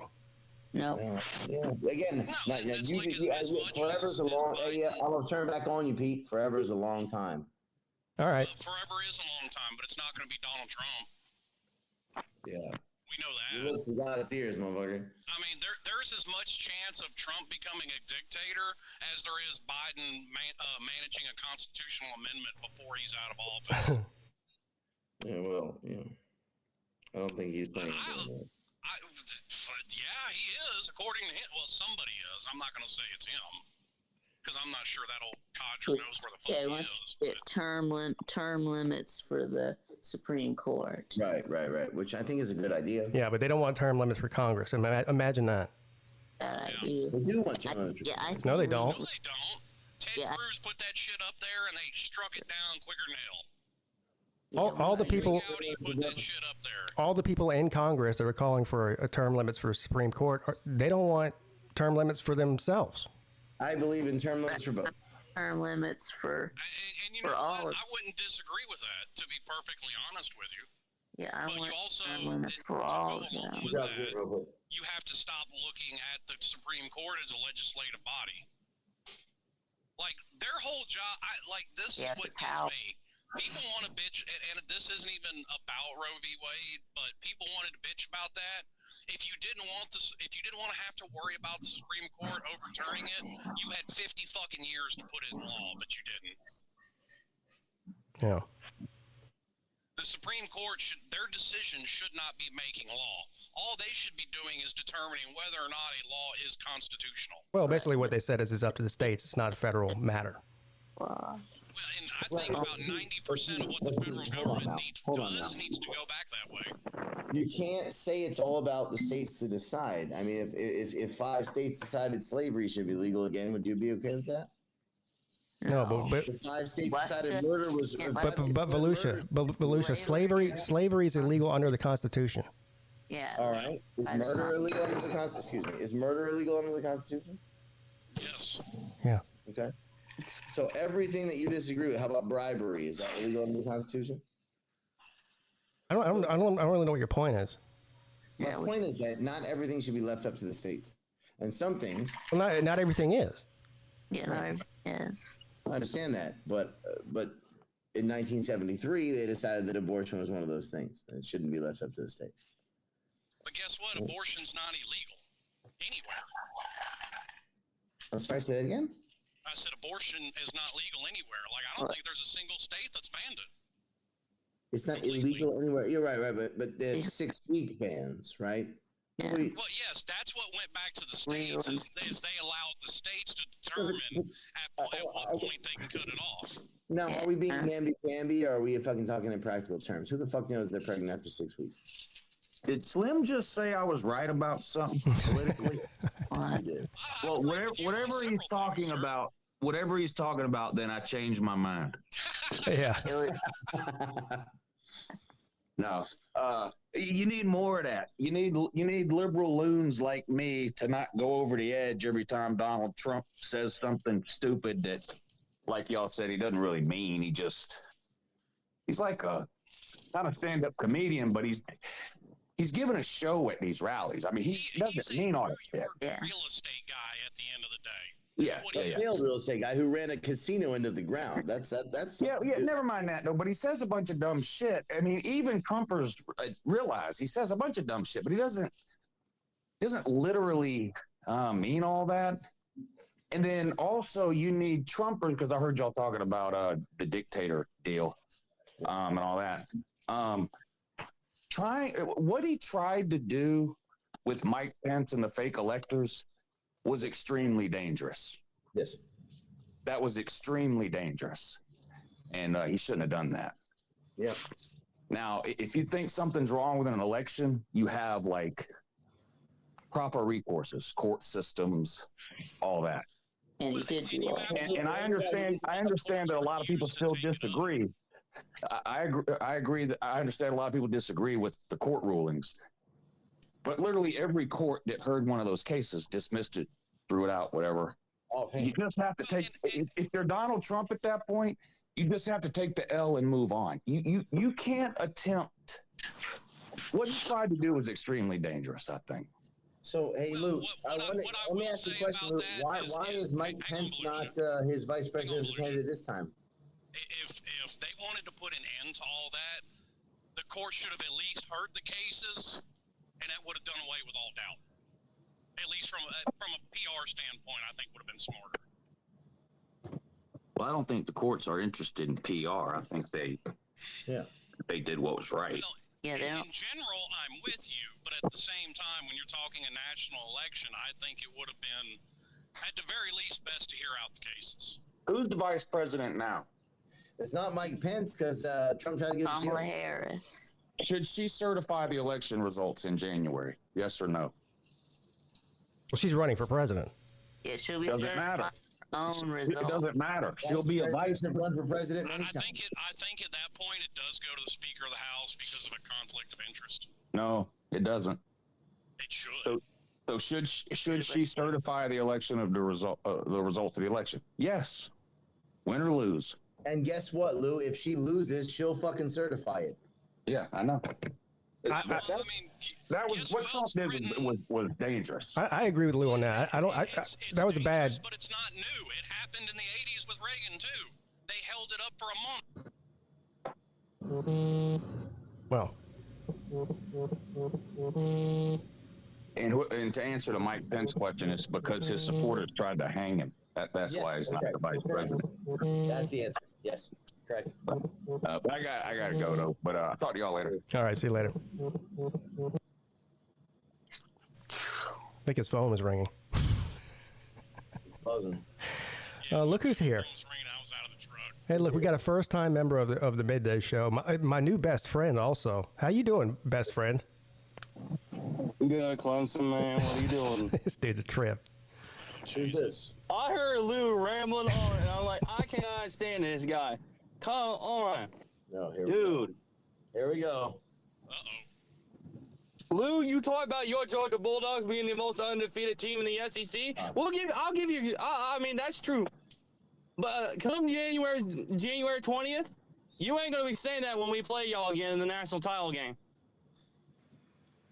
Are you and I'm calling it right down the middle. Is this a Bama fan? He's an Ohio State man. Ohio State man. Oh, hey, Big Tube. Hey, Pete, who's your Clemson buddy there? That's Volusia. Tiger Man. Yeah. Volusia. Yeah. He's a tater man in a foreign land. Indeed. Tater man from a foreign land, I'll be darned. In a foreign land, not from a foreign land.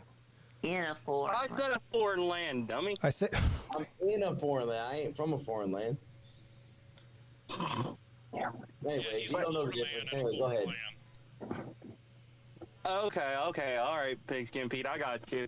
But anyway, hey, let's not forget that Ohio State's also a top tier team in this country. This is what he does. He calls into all the shows talking about how Ohio State's basically the fucking New York Giants. This is what he does. Right. New York Giants. Yeah. Hey, who is? We ain't no New York Giants. I'm gonna say that. Okay. Who is Ohio State? Who are they going to lose to this year? If Ohio State played the New York Giants tomorrow, what would the score be? Oh, that'd be Ohio State like 45, New York Giants 21. Right, that's See? the wrong answer. The correct answer is to be New York Giants 150, Ohio State 2. Shut the fuck up. You just showed your ass. Hey, who's Ohio State going to lose to this year?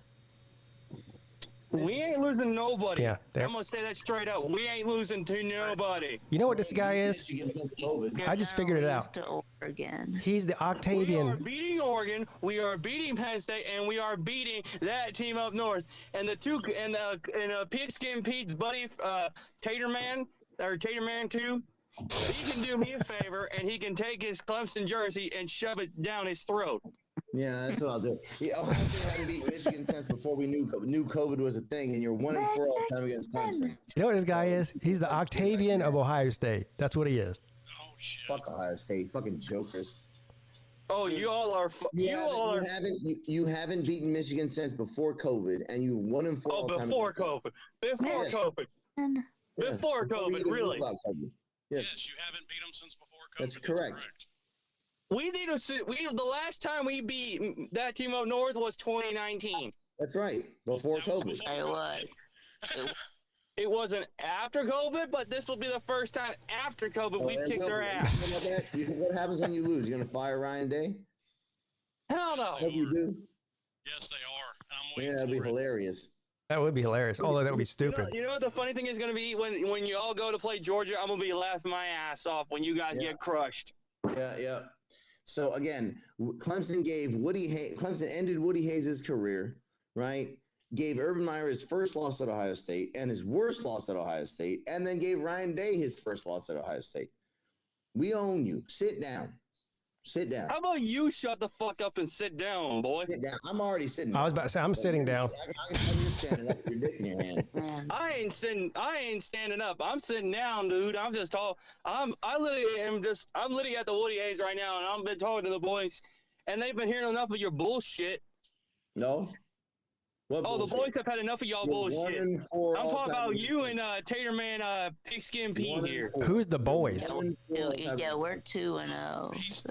You're 1-4. The what? Yeah, y'all are 0-2.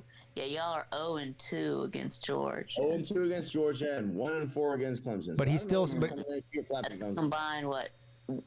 1-6. Yeah, but he's still simping for Georgia. He just hates Clemson, and I get it. I mean, I would hate us too. I mean, since we fucking owned you for 40 years. Not just Clemson. You guys are not just the only enemies on OSU's list. I can go down the whole damn list. But you're gonna have your Georgia Bulldog jersey on whenever they play Clemson, though, aren't you? South Carolina usually beats your ass. That's embarrassing as fuck. He said at least 10 times he can't wait for that game. He can't wait to watch Georgia beat Clemson. What? But you don't hate Georgia, though. What'll be more embarrassing than Georgia Clemson is when we stomp the shit out of Oregon and we beat the living shit out of Michigan. Good luck with that. You haven't done it in a long time. Cool. And then when we play Georgia, we're gonna crush their asses. We've never beaten Georgia. Never done that. Hey, Victor, why don't you do me a favor and stick your little binky right back in your mouth, because I need you to shut the fuck up. That doesn't work, dude. That doesn't fly out here, bro. You're just talking bullshit.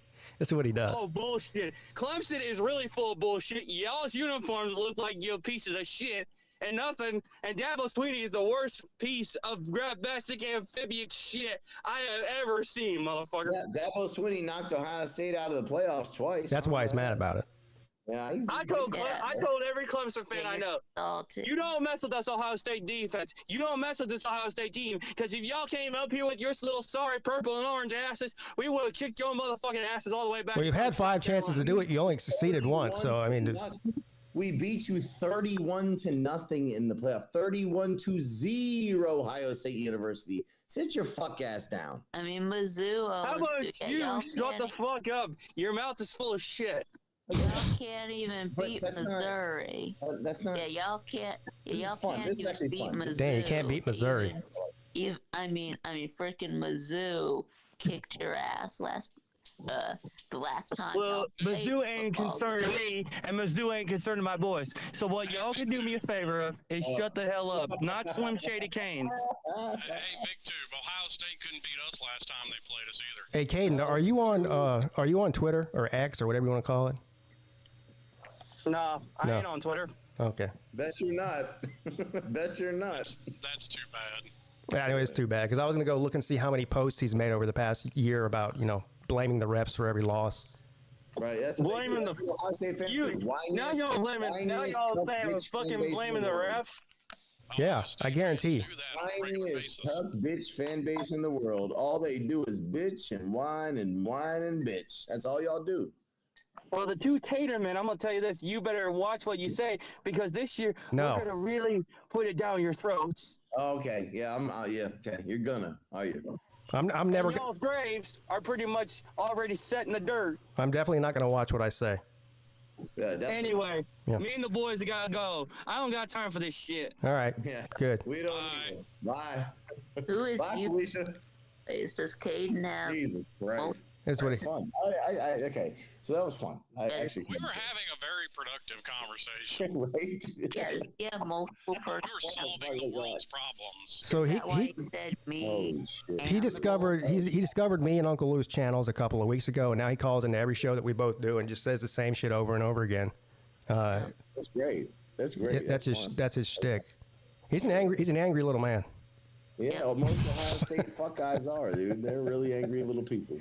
Well, most of them are angry big people because they're fat as a house, but beyond that, yeah. Although I do like insane people, and he clearly is. So there is that. Yeah, 100% the Ohio State Octavian. I quite enjoyed that, actually. That was pretty funny. Yeah. I feel like that united us all. Boy, he hates Clemson. I bet he does. I bet he's big mad. He clearly is big mad, dude. Yeah. He hates Clemson and he hates Georgia. Not that, I mean, he's going to be wearing a Georgia jersey when they play Clemson. He's already said it. Yeah. Well, I don't get that. I guess he's madder at us than against. Than Yeah, I think the only team that he probably hates more than Clemson is Michigan. That's probably it. Yeah, because they haven't. Again, was I wrong? They haven't beat Michigan since before we knew COVID was a thing. No, 2019 because they didn't play in 2020. They didn't, and then the last 3 years they have caught a big fat elbow. And listen, do I think Ohio State's going to beat Michigan this year? Probably, but would I be shocked if they don't? No. I actually have got Michigan winning that game. Hey, let's go. I've got Ohio State going all the way, but Well, and I understand. And I'm not necessarily saying I disagree with it completely. Yeah. But Michigan's defense is still going to be elite. And Michigan just plays tougher football than Ohio State does, and they're fucking Charmin soft. They are. Ohio State is the USC of the Big Ten. I guess USC is now in the Big Ten, but whatever. oh yeah. Oh. They'll be all right this year, but Ryan Day does have that sort of hump to get over. That mental hump. He is such a whiny bitch, man. Dude, you know what it was? It was that game where we beat Ryan Day, that game in 2019, the playoff game, where we came back, where Trevor Lawrence had that run, and we came back from down 16 and beat them all. Man, they were so I'll big, even give it to them. Like, there was a couple of questionable calls in that game. Well, no, they were questionable, but they were correct, right? I mean, Even if they're incorrect, questionable calls are built into every football game. I was going to say. Correct.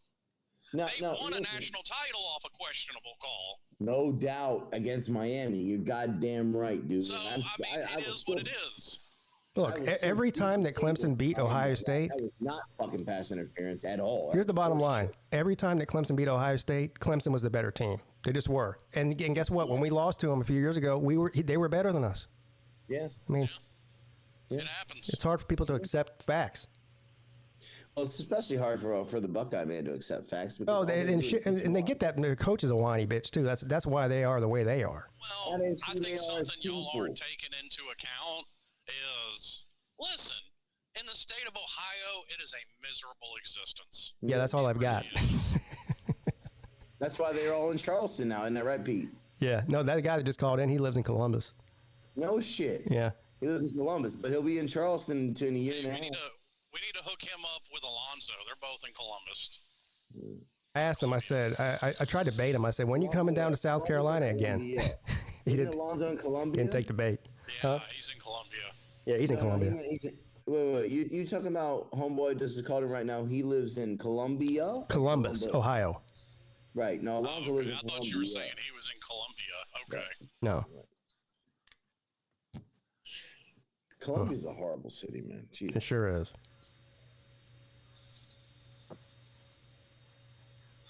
Anyways, dude, no, Ohio State. Look, listen. I'm happy to relitigate that game because, first of all, the Dobbins catch where they ended up settling for a field goal. He caught it and then fell on the ball. It came out of his hands when he came on the ground. Clearly an incomplete pass. There's nothing to argue about it, right? Next one is the targeting call, which I disagree with the targeting rule. Slim, you and I agree on this. I think the targeting rule is called too much, right? I think that the targeting rule should be restrained a little bit, but it's the letter of the law. My biggest thing is they need to quit throwing people out of games for it. I agree with you. Yeah. Listen, Yeah, as much as, again, and I've said this to you, Slim, 100 times. We disagree on politics, but on football, we're pretty much in lockstep most of the time. So, listen, I agree with you on that, 100%. Yeah, see, they claim they can't legislate intent, but they do it in other sports. They do it in soccer. You know, the yellow card, the red card, that whole deal. There's no reason they can't do the same thing with targeting. Yeah, basketball too. Basketball. I just watched Japan versus France. They threw Ray Hachimura out of the game on some bullshit. Bullshit, man. Right. Yeah, you did. You you brought up the story of that hermaphrodite boxer. She won the gold. Shocker. Or it won the gold. Well, you see the one Italian girl, she quit, and like a minute into the fight. Yeah. She won 46 seconds. Yeah. With her high testosterone. Well, okay, but I'm going to bring it back to football for a minute. Not that I don't agree with you guys, but let's go back to football for a second. Well, I saw the headline and made that up on the last Midday show. Yeah, made that Italian girl cry. Yeah, she did. She cried. She's Italian, but Italians cry. Anyways, what I'm saying is that, yeah, I mean, and then the other one was the Justin Ross ball where he caught the ball, but then it was knocked out before he had the chance to secure it to the body. Oh, that's the one they really harp on. By rule, that's an incomplete pass. I mean, that's just the rule. Right? Now, to be fair, neither college nor NFL can actually tell you what is a completion and what isn't. True, yeah. But here's the deal. For that particular play, right, he catches the ball. He's getting pushed in the back by Jeff Okudah, the defender. And Okudah, his arm in between Ross's two arms as he's trying to secure the ball back to his body. He's taking lateral and backward steps, right, as he's trying to complete the process of the catch. And then before he does that, it gets knocked out. So it's an incomplete pass. They reviewed it, and they called it as such. Right now, I understand that. Listen, if it had gone the other way, I might be upset. Yeah, it was so close that it could have gone either way. Yeah, I agree with that. But they reviewed it, looked at it closely, and called it an incomplete pass because that's the fucking rule. Yeah, well, okay. Once again, to be fair, they reviewed it, looked at it closely, and said it was not a safety when literally every square inch of Cade Klubnik's body was in the end zone. Which game are you talking about? Talking about the Miami game last year. Miami game last year. Yeah. That was clearly a safety. I agree with Slim. They reviewed it, and they looked at it. The rule for safeties is that the ball has to be entirely in the end zone for the process. Every square inch of Cade Klubnik's body, including that football, was in the end zone. It was. I'll have to go look at it. He kind of started tripping before he went in the end zone, but he fell into the end zone with the ball. Slim is right. So I was. Oh, hold on. Yeah, I can go watch it again if we really need to. I was shocked when they didn't overturn that. Let me see here. They did the same thing with us in the Florida State game with Jordan Travis, and even more of him was in the end zone. Now, was the ball fully in the end zone when the first contact was made? Yes. I think maybe it's forward progress. Right. Yeah, I don't. Forward on the play. Yeah. Let me see if I can pull up. Let me see if I can find a clip of it. It's got to be on the interweb somewhere. Well, Belushi. I'm not saying you're wrong. I'm not saying you're wrong. Hands, and even his feet were across the line. So of course his upper body was. I'm not saying you're wrong. I haven't within the end thought about this. Yeah, his entire self was in the end zone when he went down. So. But y'all won this game, right? Oh, I know. But what I'm saying is, you can't just say, "Oh well, they reviewed it," and yeah, I hear you. I mean, reviews aren't end all be all. I understand you. This particular play I haven't examined, mainly because I try to never watch replays of games we lose. But yeah, I don't know. I can't. I haven't sort of hashed that out. I don't know. Yeah. Me, Pete, and Jordan were going back and forth on Twitter, and all three of us were surprised it didn't get called a safety. I was. I mean, it definitely looked like one in real time. And see, like young Seminoles saying the ball was outside of the end zone when the first contact was initiated, and I think that's true. But he fell. But he fell into the end zone. He actually ran into it. It doesn't matter though. Yeah. The rule is if when he's Here we go. initially touched, I found it. No, it has to be such that when he's initially touched the entire football. No, it has to be such that when he's initially touched by the defender who tackles him, the entire football has to be behind the inner paint of the end zone. Right? It has to be behind the inner paint of the white stripe. I don't know why this is 3 minutes long, but here's Volusia. Can you see it on YouTube? Are you putting it on? Let me. Yeah, play it. All right, I'll play it. I think especially with what's happened in terms of not I'm gonna protecting be a little football, bit on delay, but yeah. I think you need to be careful. Maybe you reset at halftime. Miami brings forward Klubnik, and he'll be sacked. Yeah. So that to me that's a safety. Yeah, probably. Yeah. Yeah. I mean, I want to look. And I mean, I'm not even trying to rehash that play. It's just they went back and reviewed that. So let's see it again. Let's see it again. Can you slow it down? okay. So yeah, I just paused it to right where the. Now he whips the ball from his front shoulder to his back shoulder as he's being hit. Okay, so look, the contact right here, even where the contact is initiated, his body's not in the end zone, but the ball appears to be over the line. But he's already in contact, so he just whipped it from his front shoulder to his back shoulder, right? So if you move it back about 10 milliseconds, okay, right? Run it back one more time. Oh shit! Here we go. Klubnik. Right there. Yep. So he's still outside of the end zone. He's already been contacted, and he just with the ball. But hold on. Right now that ball's not fully over the line. Yeah, I don't know. He's already on his knee, which means he was on his knee. He wasn't on his knee though. Yeah, he wasn't on his knee. His kney was close. His knee didn't touch the ground.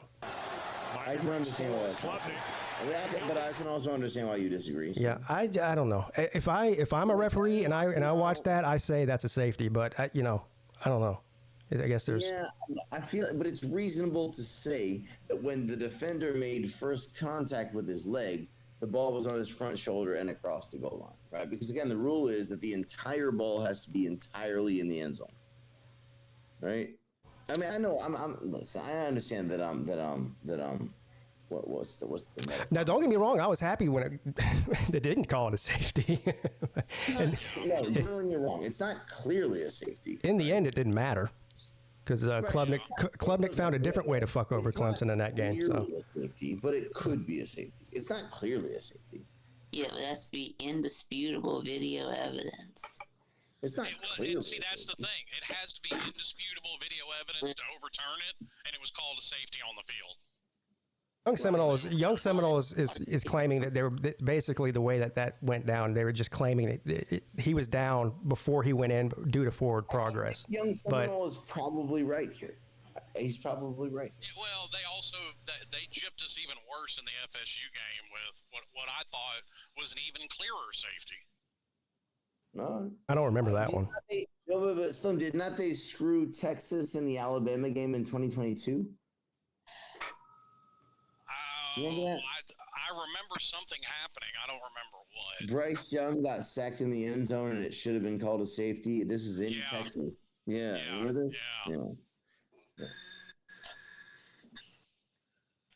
I mean, listen, I'm not surprised they don't because they baby quarterbacks to the point now. I mean, I'm surprised the safety rule isn't gone because, if you breathe on them, it's a fucking penalty. Oh, that brings me to this. Have you guys seen the new NFL rule? What about the onside kick? About the kickoffs? No, I haven't. You listen to this shit. You can't onside kick it unless it's in the fourth quarter, and if you do it, you have to announce that you're about to do it. Yeah, and you have to be losing. Yeah, and you have to be losing. You're losing. You want to talk about fixing something that's not broken? What is the point of doing that? And you're also not allowed to put the ball sideways on the tee. Why? Yeah, the whole thing is dumb. Who thinks this shit up? It's not a safety issue, I don't think, is it? I mean, no, it's not. Then what's the point? I mean, I've never seen anyone get doing a surprise onside kick in the second quarter is a strategy. Does not the onside kick make games more exciting? I have never seen anyone injured on an onside kick. Never. Look, if that were the case in college football, Clemson would have 3 national championships in the past 10 years instead of 2, because Alabama did that to Clemson, surprise onside kick, and that was the difference in the game. I was at that fucking game, god damn it. That was a ballsy call by Saban, and it worked. Yeah, Pete, I was at that fucking game in Arizona. Goddamn son of a bitch. Yeah. Yeah, because if they didn't convert that kick, Clemson probably would have won that game. Dude, that game makes me upset. But that's just a dumb fucking rule. I don't know what the NFL is doing. Making an unwatchable product. Yeah, it's just. But the NFL is fun, though. And what's bad is everything that happens in the NFL, college is only a year or 2 behind it. Oh God, I hope they don't do that. No. All right, guys, listen. So, who's your Super Bowl pick this year? We're the 4 of us are fans of 4 different teams. Please don't do it. No, please don't. Who's your Super Bowl pick this year? Who beats who in the Super Bowl this year? Who beats who? I don't care who Tampa plays, they're beating them. I hope it's I just hope it's not the Chiefs again. Right. So make your prediction. Who beats whom in the Super Bowl this year? Okay. Go ahead. Say again. Tampa beats Baltimore. No, wait, they're both in the NFC. They can't. No, Baltimore's in the AFC.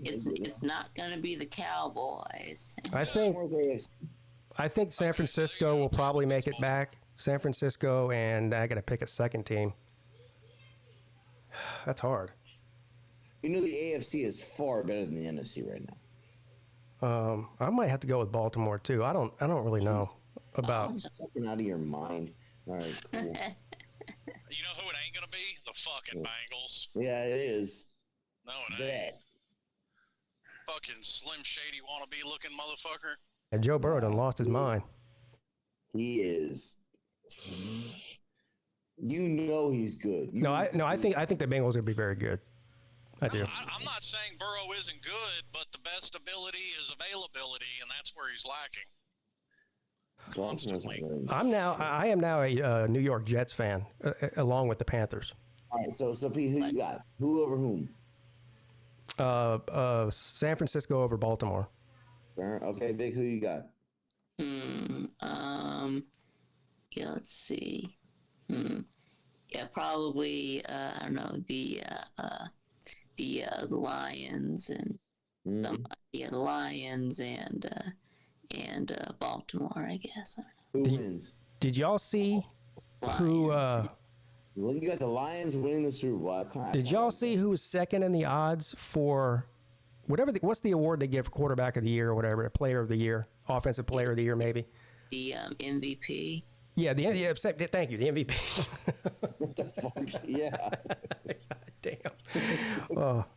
damn. Anyway, yeah, guess who's second in the odds for the NFL MVP this year, preseason? You gotta be Aaron Rodgers. No, it's not. You want me to guess? Let's guess so we get it. Okay. I don't know. Jared Goff.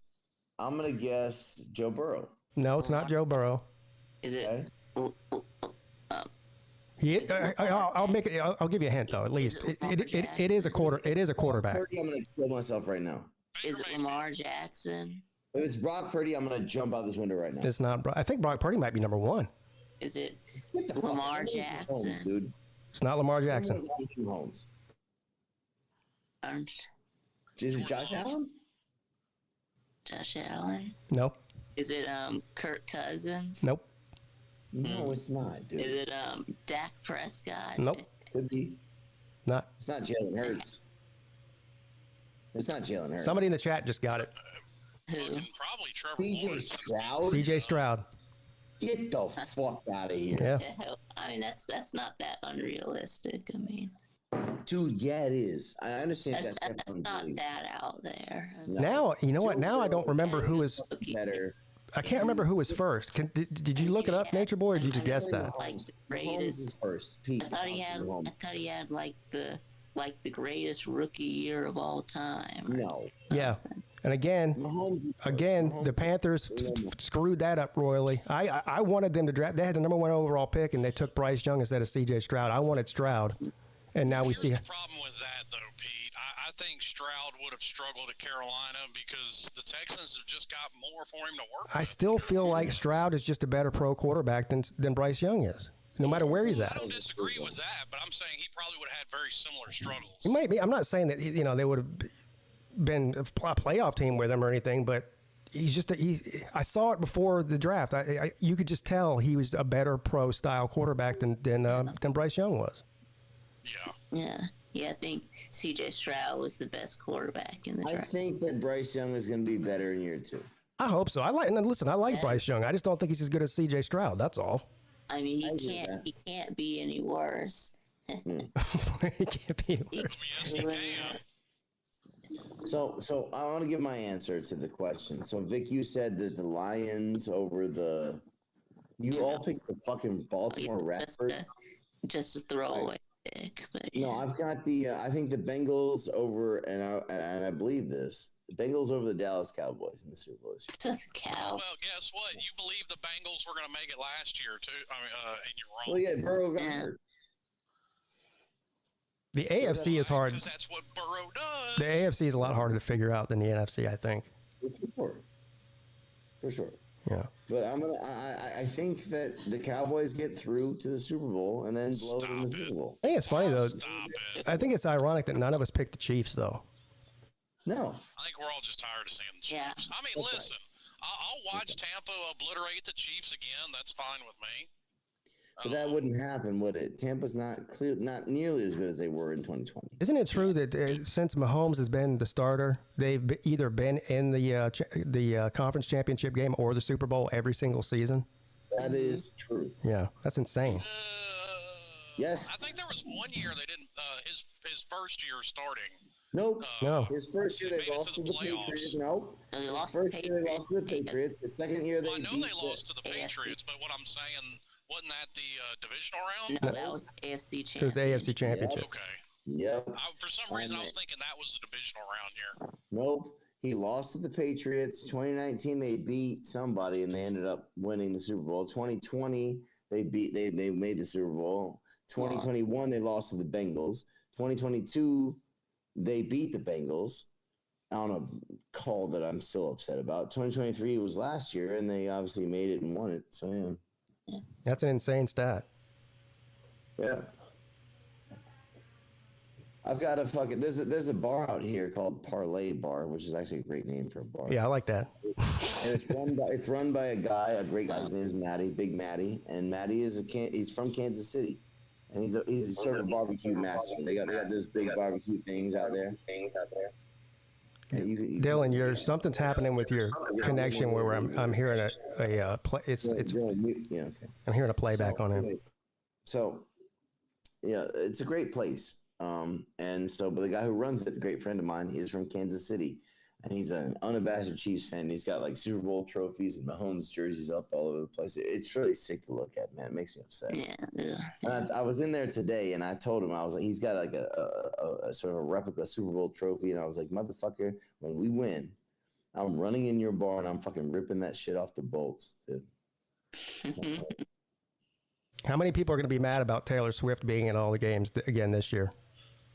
A lot of chuds. A lot of really angry. I won't see it, so I ain't that worried about it. A lot of. I watch Tampa. When it comes to NFL, I watch Tampa games. I don't watch just everybody like I do in college. Right. Yeah. My thing about that, Pete, and I might have said this on the show some time ago, but maybe I didn't.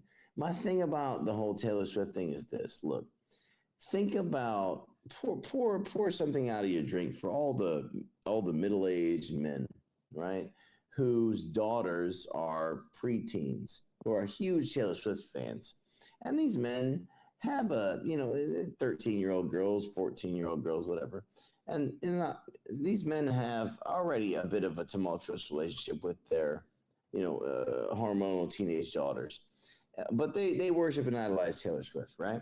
And then now Taylor Swift gets on the TV, and they have a great opportunity to watch for the first time in their life, right? Their young daughters want to sit next to them and watch football on the TV with them because Taylor Swift is there.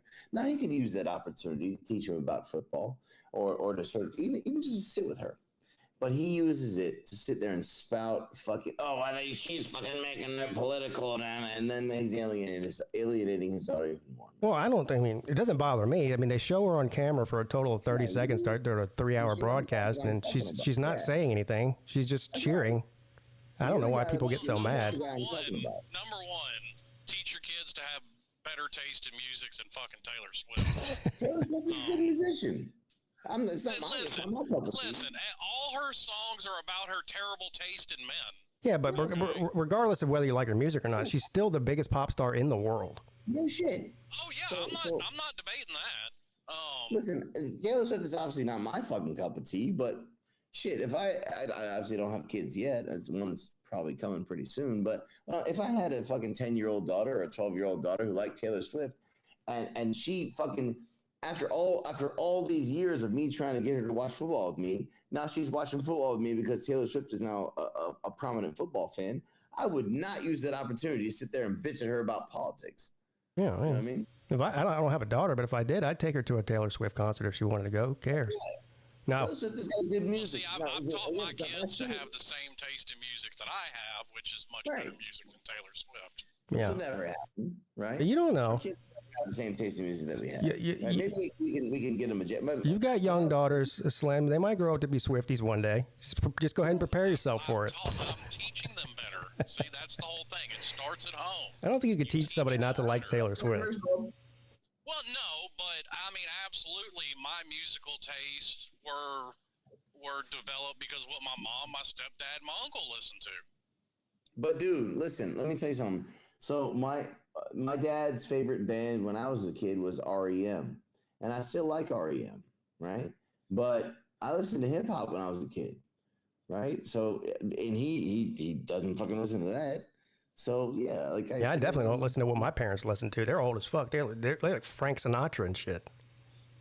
Yeah, I listen to Frank Sinatra. Yeah, I mean, nothing wrong with Frank Sinatra, but I wasn't rolling around at 16 years old in my car fucking bumping this Frank Sinatra. You know what I mean? We all develop our own taste in music. You can't say, I'm not saying you don't develop your own. I'm not saying that, but it's definitely influenced by your parents.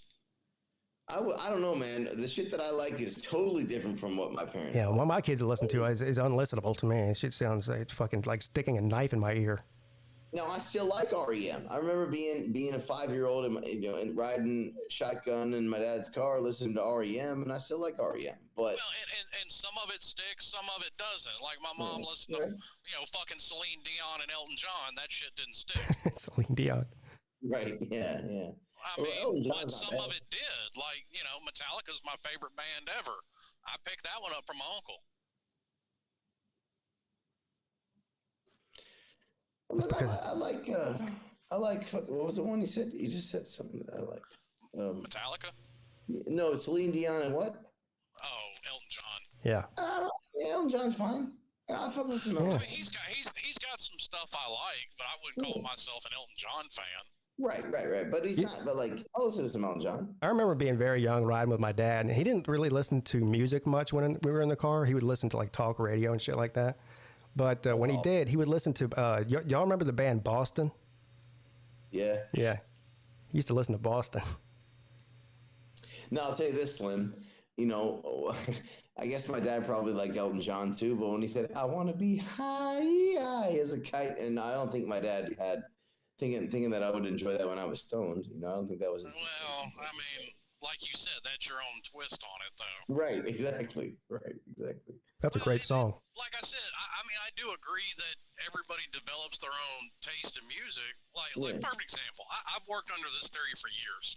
Yeah. Whatever is popular or you're really into when you first start getting laid, that's going to be your favorite music till you die. Dude, that's a good point, actually. Yeah. Yeah. Because what I was into when I was 16, 17, 18, 19, 20 is the shit that I still like right now. Right? Yeah. And I can accept some sort of new some new people in that same genre, right? But I listened to hip hop and soul music at that time, and so it's kind of what I'm still on. Yeah, I like both. You're right though, because I like 90s music is the best in my opinion, and that's when I was a teenager. Right, whereas for me it's like early 2000s. I love the early 2000s. Right. Which, being a Metallica fan, okay, it that kind of blended right into what I listened to in high school. I guess they called it alternative rock at the time. Right. Sure. Disturbed, Korn, shit like that. Right. Well, that makes sense because Pete's a few years older than you and I, but some of you and I are the same age. And so we like the same era of music, even though we grew up listening to different genres of music in the same era, but we like the same era of music. Right? If you like 90s rock music, there's a channel on Sirius XM called Lithium. It's a 24 hours a day of 90s rock music. It's great. Right. Whereas Slim and I are a little bit younger, so we're like early 2000s, right? Early 2000s. I grew up in the project, so I listened to plenty of rap and hip hop too. Yeah. And dude, Slim, I'm sure we like a lot of the same fucking music, right? I mean, dude, I still like, they haven't put out an album in I don't know how long. I still listen to 3-6 all the time. Oh, yeah. Fuck yeah, bro. Let's go. Hell yeah, man. Juicy J's done some shit since then, but yeah.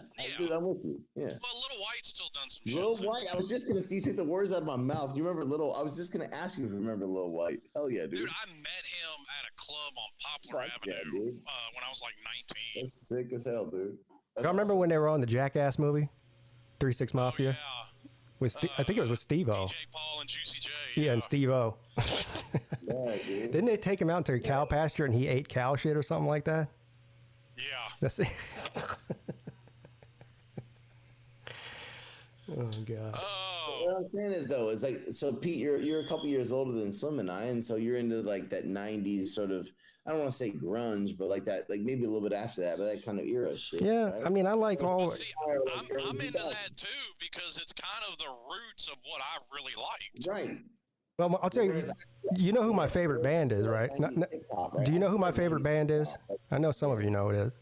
Say it again, Pete. My favorite band of all time. Is it the Chili Peppers? No. No, it's the Island Boys. No. Yeah. Ding, ding, ding. Wilson Phillips. No. No. It's a 90s rock band. Wilson Phillips. No. You don't know who Wilson Phillips is? Okay, never mind. I know who Wilson Phillips is. Me as a Hall & Oates kind of guy. Paul Abdul. It's a rock band, I said. Okay. It's also the lead singer is also my favorite rock singer of all time. The Fine Young Cannibals. I'll give you one more hint. The lead singer is no longer living. Pearl Jam. No. There you go. Nature Boy got it. Soundgarden. Nirvana. Soundgarden. Okay. I like Soundgarden. Okay, Soundgarden. I love Chris Cornell. Yeah. Fair enough. Yeah, So my favorite band of all time is. God, what was that other band he was doing? Because that was when I Oh was yeah. in middle school. Look it up. Audio Slave. Yeah, Audio Slave. They're good too. Yeah. Yeah. My favorite band of all time is The Roots.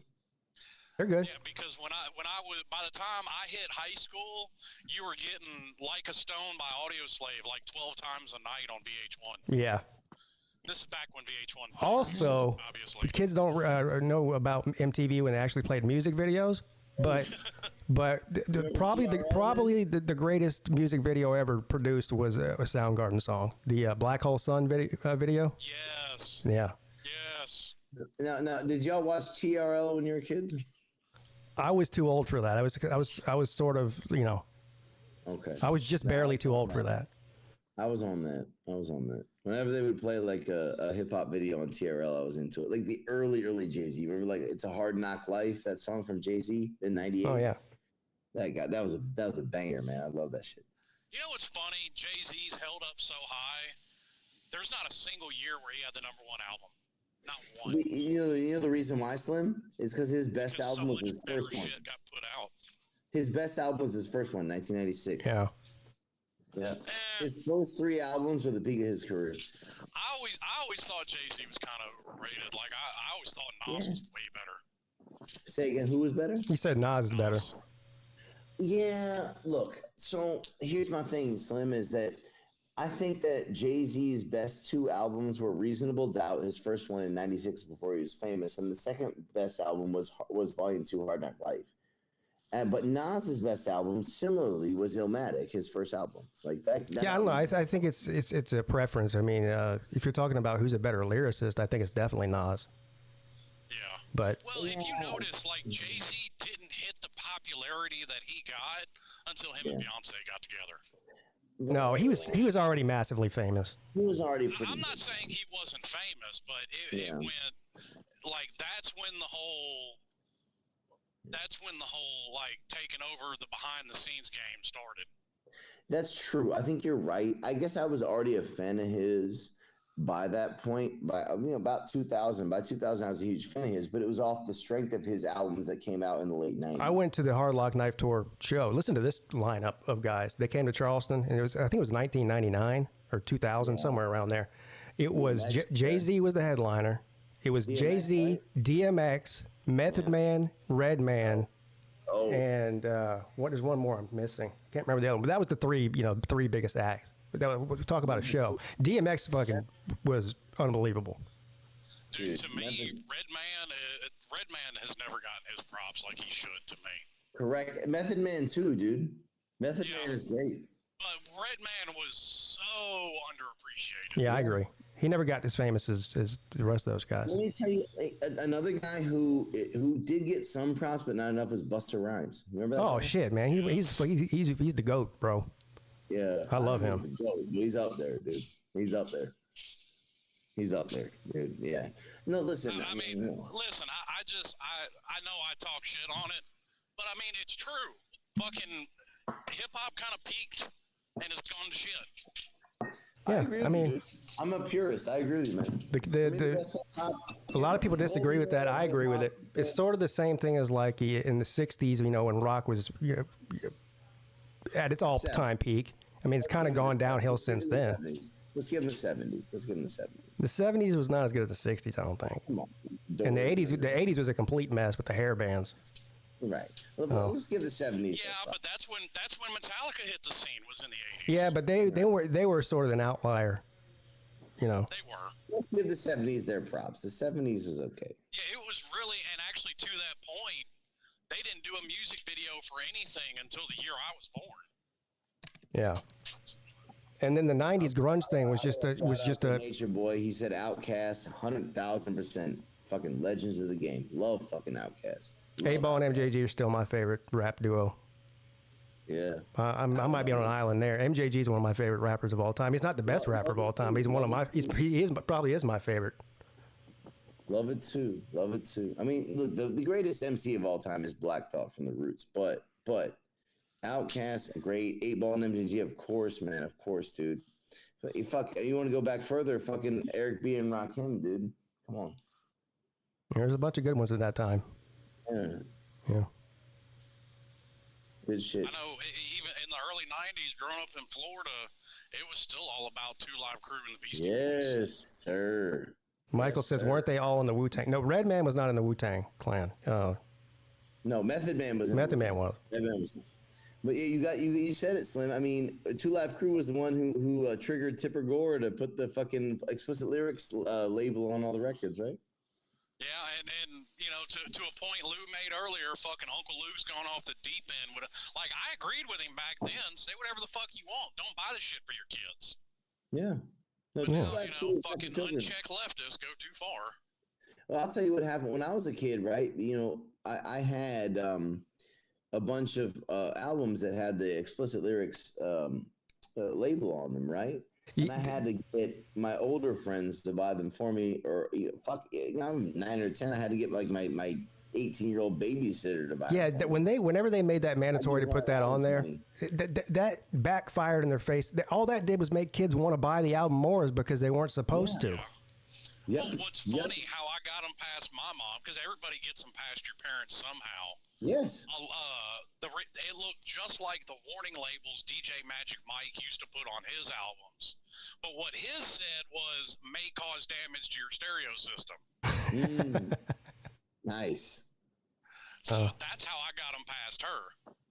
I had a bucket full of albums in my closet that I hid back in like the crawl space, and it was like a bunch of Tupac and Biggie and Jay-Z and Nas and Outkast and all this kind of stuff. Everybody loves Outkast. I mean, come on. Yeah, of course. Zona Man says Brother Lynch. I saw him live because he's on Tech Nine's label, and when I went to a Tech Nine show, he was one of the people there. He's good too. Yeah. No, I had a bucket full. It got so by the time it started when I was about 9 or 10. By the time I was 13 or 14, I had a bucket full of 40 CDs back in there. They were all, and I hit them. Bro, I still have a CD case with probably 200 CDs in it to this day. I still have it. And it got to the point where it ended up. I don't even have a CD player. Yeah, when I was 13, my parents split up and moved with my dad. And so I brought it in, but I felt like he was a little bit more like sort of understanding about this kind of shit. And then I kind of was like, I was a little bit more free about like pulling out my explicit lyrics CDs and playing when he was around because I knew my mom wouldn't have it, right? And he was like, "Where did you get all this shit?" I was like, "I've been hiding this shit from y'all for years." What are you talking about, dude? Yeah. De La Soul, amazing. Tribe Called Quest, incredible. Far Side, dude, Nature Boy. I love you, bro. Applause to the Nature Boy for saying what he did. Yeah, I mean, the 90s was just full of amazing rap groups. Just was. To me, the death of it was when they tried to come up with a dance for every fucking song. And I'm like, okay. Like, go on with your stanky leg or whatever. Did I tell y'all that I met Soldier Boy in Shanghai before? Really? Yeah. Yeah, I met him at a dance. This was like in the pre-COVID days. So like post-COVID, Shanghai kind of has lost a bit of its seedy underbelly. There used to be a lot of, I'm not going to get too into specifics, but there used to be a lot of stuff floating around the city that doesn't really exist here anymore. Are you talking about mood enhancing substances? I'm talking about stuff that might stuff that might help you stay up until 10 o'clock. Yeah, I think we got what you're saying, yeah. So some sugar for your booger, shit like that, right? Anyways, and so I met Soldier Boy Tell him in 2015 or 14. Yeah, at this great boutique club up in North Jing'an, man, and yeah, dude, he was fucking, and he was an idiot, but he wasn't as stupid as I thought he would be. Man, he was okay. He wasn't as stupid as I thought he'd be. No, he was actually kind of a decent guy. You remember B2K? Yeah. Yeah, there was a guy called Raz B. He was the number 3 guy in B2K. He lived out here for 6-7 years. It was a friend of mine. And again, he was a moron, but yeah, he was going hard, dude. He was going hard. People out here used to go really hard, dude. Yeah. Is there like restrictions on, like, if they do hold a concert in China? Is there certain things they're not allowed to say? Well, I mean, look. I mean, if I'm just gonna give a bullshit example. If what are they afraid of? Like, So the reason I asked that is because, do you know who Ari Shaffir is, the comedian? Of course. Yeah. So he was on Rogan recently, and he disappeared after the whole Kobe Bryant thing. He got canceled for the Kobe Bryant thing when Kobe Bryant died. So he went for 4 months to Asia. He hopped around all these different countries in Asia, just kind of went off the grid. But anyway, he did go to China, and he was saying that he got hired to do a stand-up show in China. I think it was in Shanghai, actually. Might be. And right before he went on stage, they came and told him, they said, "Look, you can say pretty much everything you want, but don't say anything about the Chinese Communist Party at all." Yeah. And he said that was the worst thing they could have told me. Tell me not to say something, I'm gonna fucking say it. No. Listen, I mean, you can't put them on blast like that. That's the way it works out here, dude. Yeah, you can't. Yeah. I wonder what would happen if he did. Listen, I'll tell you this, Pete, though. Pre-COVID, Doug Stanhope? Oh, yeah. He's awesome. I saw him here. Yeah, he's funny as shit. I saw Bill Burr here. I saw fucking Bill Bailey, the British comedian who's got, like, he's balding, but he's got, like, the long hair in the back. Bill Bailey? Yeah. I saw him here, too. I definitely, dude, yeah. And listen, look. Dude, speaking of that, I know it's off topic, but I think I saw the goofiest fucking thing the other day. Like, He was another truck driver, but dude literally had like the ring around his head, like the entire top was bald, and he had grown out fucking dreadlocks into that ring around his head. Oh my God.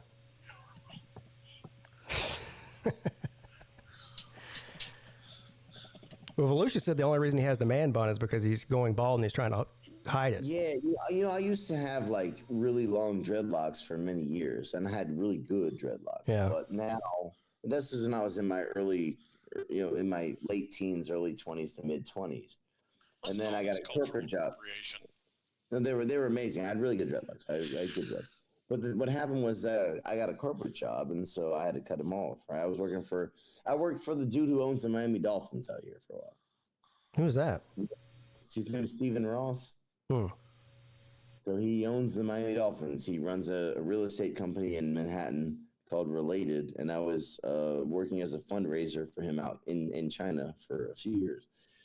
But I had to wear a suit and tie every day and be clean shaven. There was no way I couldn't even show up to that interview with. I had my dreadlocks were 3 feet long, dude. Yeah, I saw the picture of you at the Clemson basketball game with the dreadlocks. Yeah. Well, they got way longer than that, and so I mean that. You look like you know that dude from the Counting Crows. That's who you looked like. Adam Duritz. Yeah. A band that I unironically like, but no, that picture of me is when I'm like 18 or 19. I grew them out until I was 25. And I had them, they were long as fuck. But I knew that when I was going into the corporate world that I would have to cut them off, right? And so I did. I got the job and I did the whole thing. Yeah, ain't nobody going to hire a white boy with dreadlocks. That shit ain't happening. Right, not in China. I was soliciting $500,000 to million US dollar investments from rich Chinese people. Like, there's no way I'm going to walk up in there with 3 foot long dreadlocks. But, hey, give me $1 million. No. So, but I did get the job. So I was working for the dude who owns the Dolphins, but and so eventually I cut him off. Now I work in a different job, and so I have some dreadlocks. I have a few dreadlocks now, and I rock them up in the bun. But I'm 36, man. I'm balding, dude. So yeah, the reason why I got the bun is because I can hide the fact that I'm losing my hair, dude. So that's not a bad move, I guess. You know what I mean? It works. Hey, you know what? Maybe it's the dreadlocks' fault because I still have a full head of hair. You know what it is? No, it's my dad's fault. He's bald. If I started going bald, I probably would just take the Uncle Lou route and just shave my head. You know what it is, man? I remember this to this day. I was probably 8 years old, right? 8 years old, maybe 8 or 9 years old. And I'm in the bathroom, and my mom's helping me comb my hair for school. I'm in the 3rd grade or whatever. And my dad had just shaved off his hair. Right? He was his sort of peninsula was breaking off into an island, right? And so he was getting rid of it. And I was laughing at him. I was like, Dad, I was making fun of him for balding. And he looked at me and he was like, yeah, you're going to remember this moment one day. And God damn it if I don't remember it right now. You know what I mean? I got lucky. Both my dad and my brother, my older brother, both started balding in their mid-20s. But I still have hair for now. My best friend that died, man, he had like a big bald patch by his junior year of high school. That's rough. Yeah. No, that's brutal. Yeah, that's tough. That's tough, yeah. That's rough, yeah. Vic still got a full head of hair. I still have enough hair in the front to put a dreadlock bun on the back of it and pretend like I'm not balding, and people buy it, right? Like when now you put your secret out on the internet, so now we all know. Yeah, well, you do. Yeah, but he's in China though. The people in China don't know his secret. I'm not trying to hide. I'm already married, man. What the fuck? Yeah. My wife certainly fucking knows it. Jesus, I'm not hiding it from her, so it's fine. Yeah, Nature Boy, he had the long hair. He cut it. He looked like a different person. Yeah, my thing is though is like. But he also lost a bunch of weight too. Hair, you don't regret cutting because you can grow it back. But when it's dreadlocks, it's hard to grow them back, man. Dreadlocks take a lot of effort. They really do. And so when you cut it, I thought it was the opposite. I thought it took the least effort because you don't have to wash your hair. No. So Pete, the way it works is like this: if you want to have shitty, matted, stinky, horrible dreadlocks, you just let them go. If you want to have good, nice, clean-looking, like good dreadlocks, it takes a lot of work. It takes way more work than any other hairstyle. You know what I mean?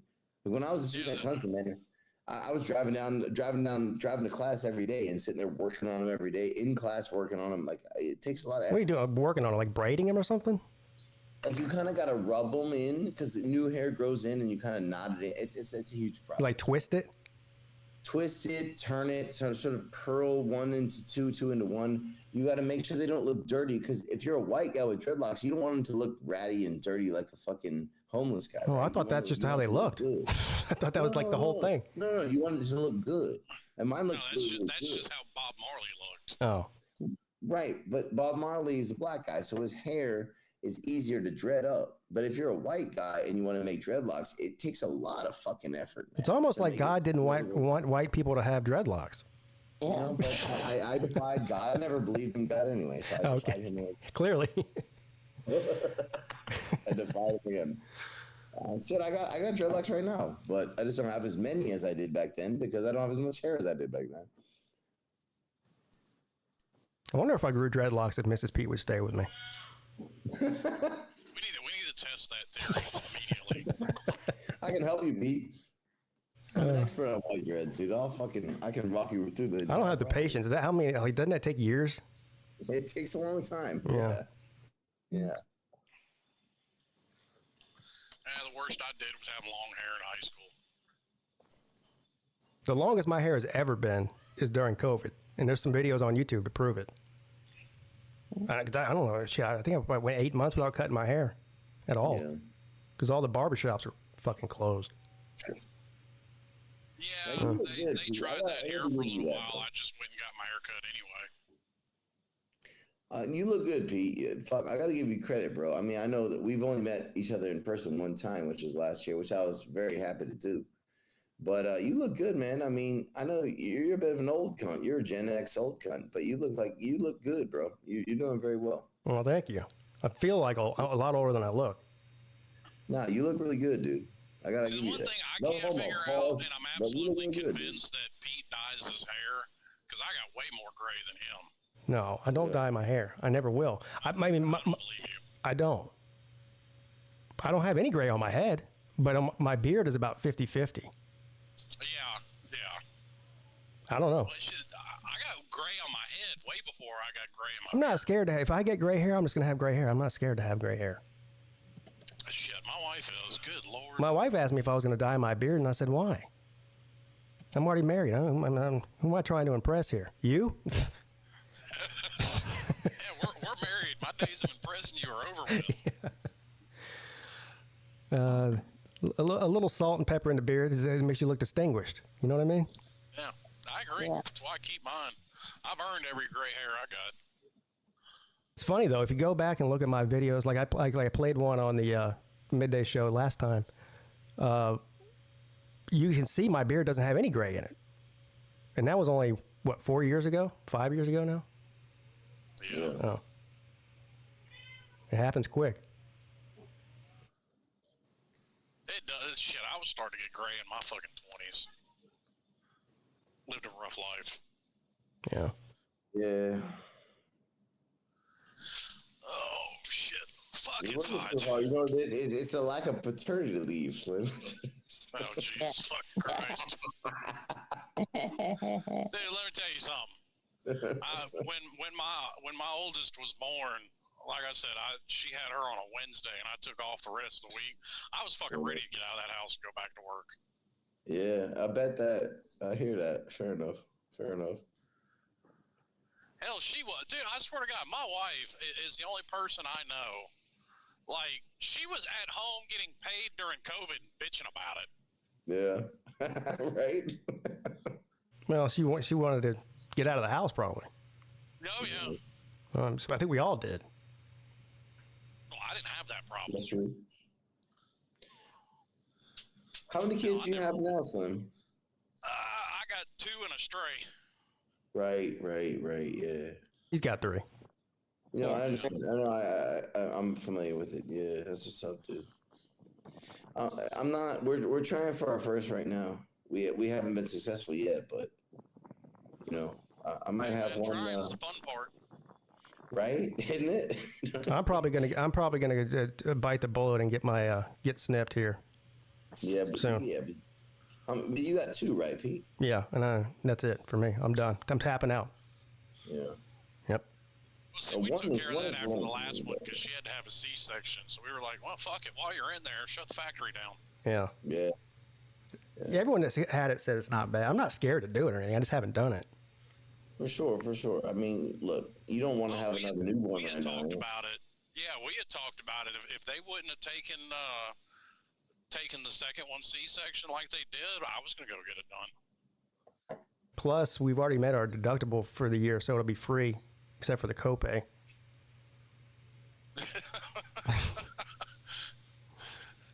It's like, well, at least we're going to save a few bucks on it. Yeah, for real. I've got till December. Now, you know that has a much higher likelihood of reversing itself. You see what D just said? He said, if I let a half Chinese baby have bread, he's calling Chinese CPS. Who was it? It was somebody famous that got snipped, and then they immediately, like a couple of months after the snip, they got their girlfriend or wife pregnant, and they had triplets. So they went from not wanting to have any kids to having 3 at one time. Oh no! I mean, I've heard that for years, though, as averse to a woman getting her tubes tied. It has a much I still think it's like 99%. Like it's most likely not going to happen. Yeah, but you've seen in the red pill space, which I don't even want to explain to anybody. People are encouraging men in their early 20s to get the snip. And I'm like, that's not a good idea at all. Well, why not? Well, actually, what's going to happen is you're going to date a woman. Let me put it this way. When I met my current wife, she was 24. I was 28. She said she didn't want to have any kids, and I was all the way on board with that. She rounded 30, and she was like, well, I changed my fucking mind. So we're going to have a kid. Yeah. Right? Well, that's the way it works. You never know if you're going to change your mind. Well, and I don't think you'll disagree with me completely here. There's probably some people walking this earth that don't need to breed. Yeah. I knew a guy, my mother-in-law, my current mother-in-law, her ex-boyfriend, he got snipped when he was like 22 years old. Don't do that. Yeah. But he never wanted kids, and he still doesn't. So, I mean, he never changed his mind.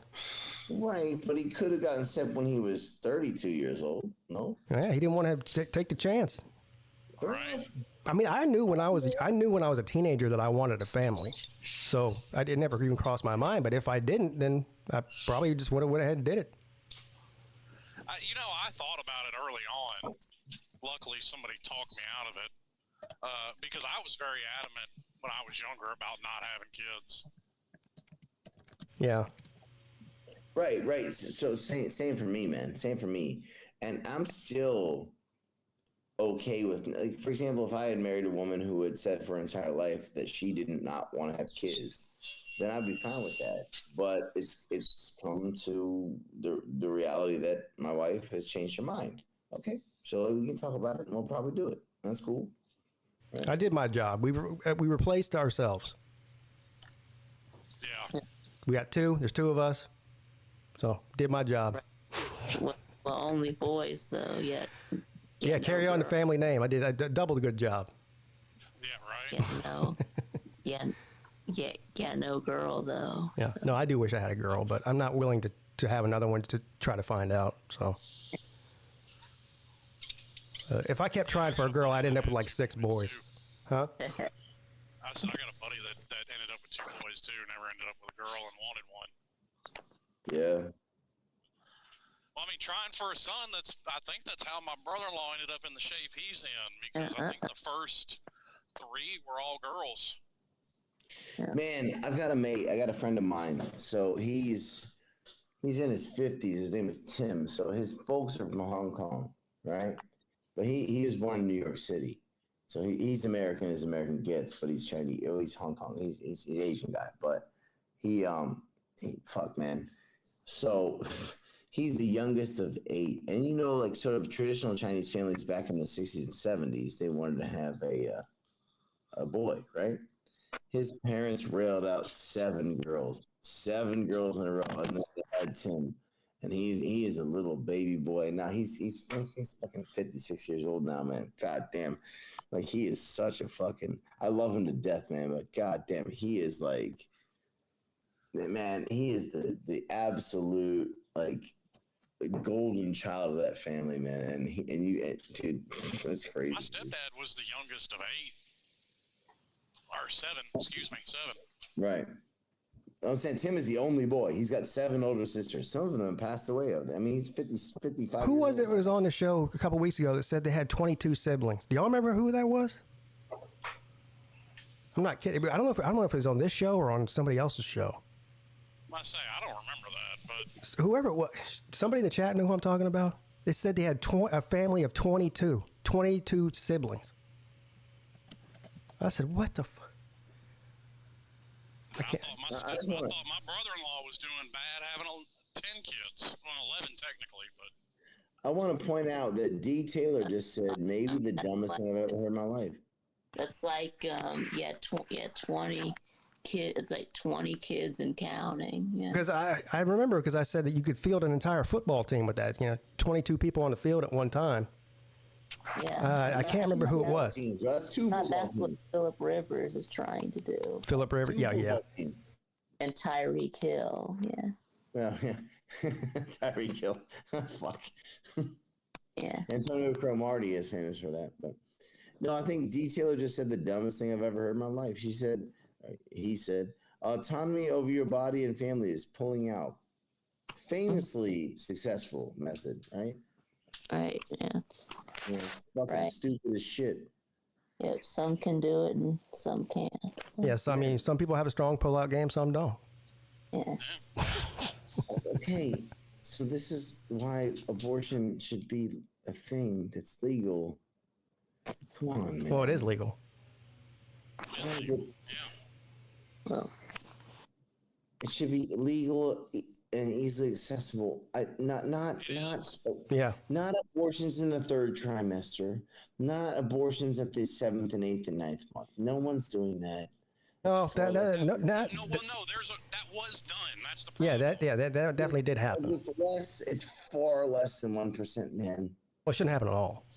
Yeah, I'm about to say that. So make that illegal. And also, flip side of that, these people out here that admittedly use abortion as birth control, you're fucking evil.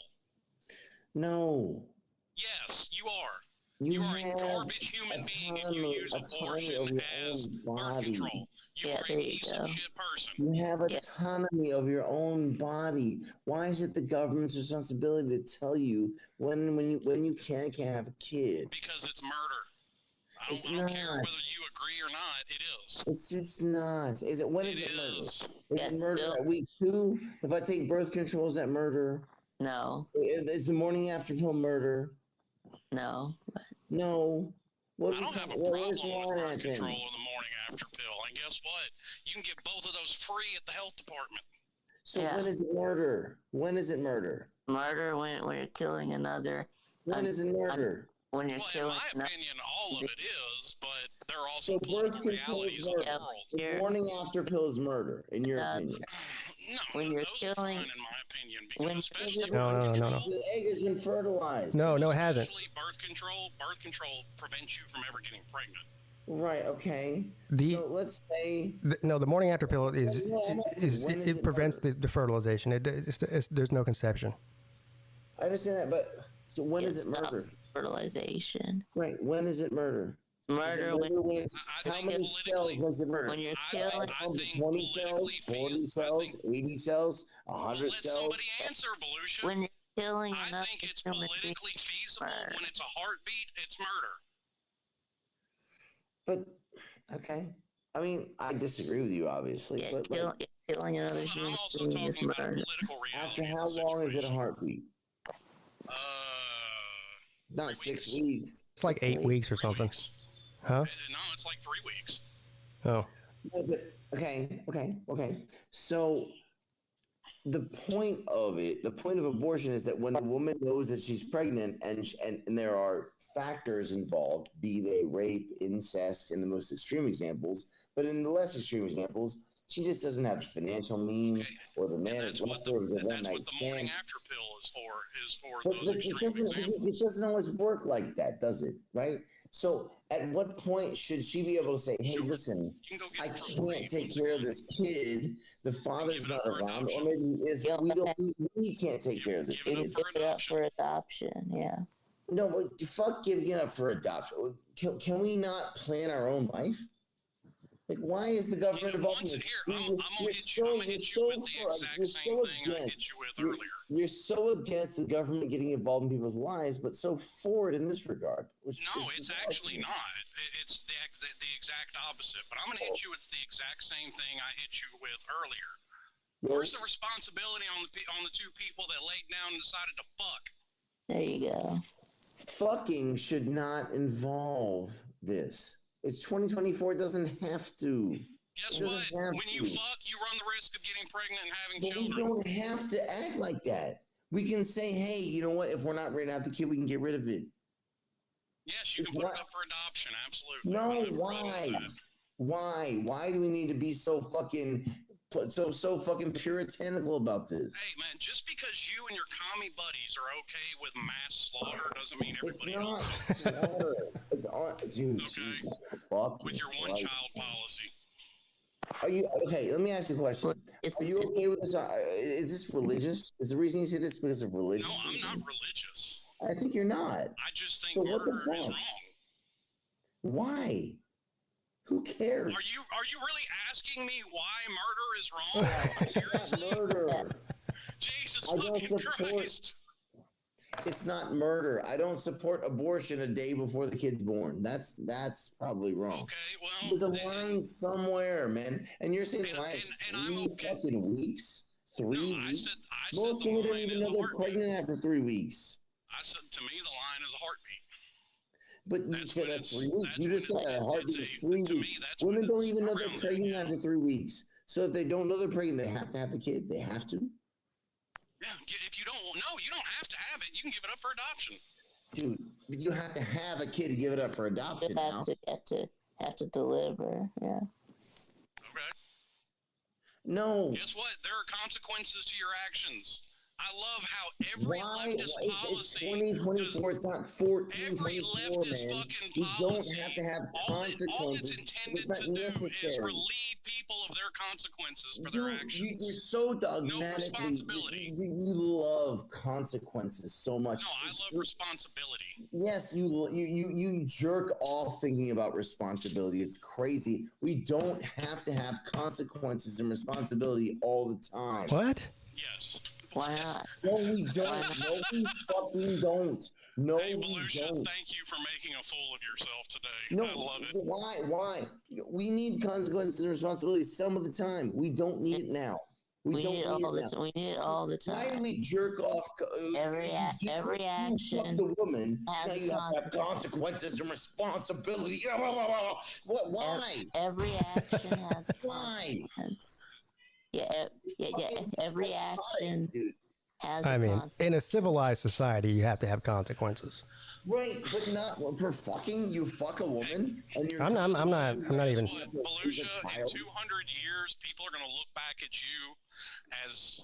They're going to look back at you as a fucking Luddite because in 200 years, they're not going to worry. People are not going to jerk off about consequences and responsibility. Working to earn a living, all this fucking horseshit.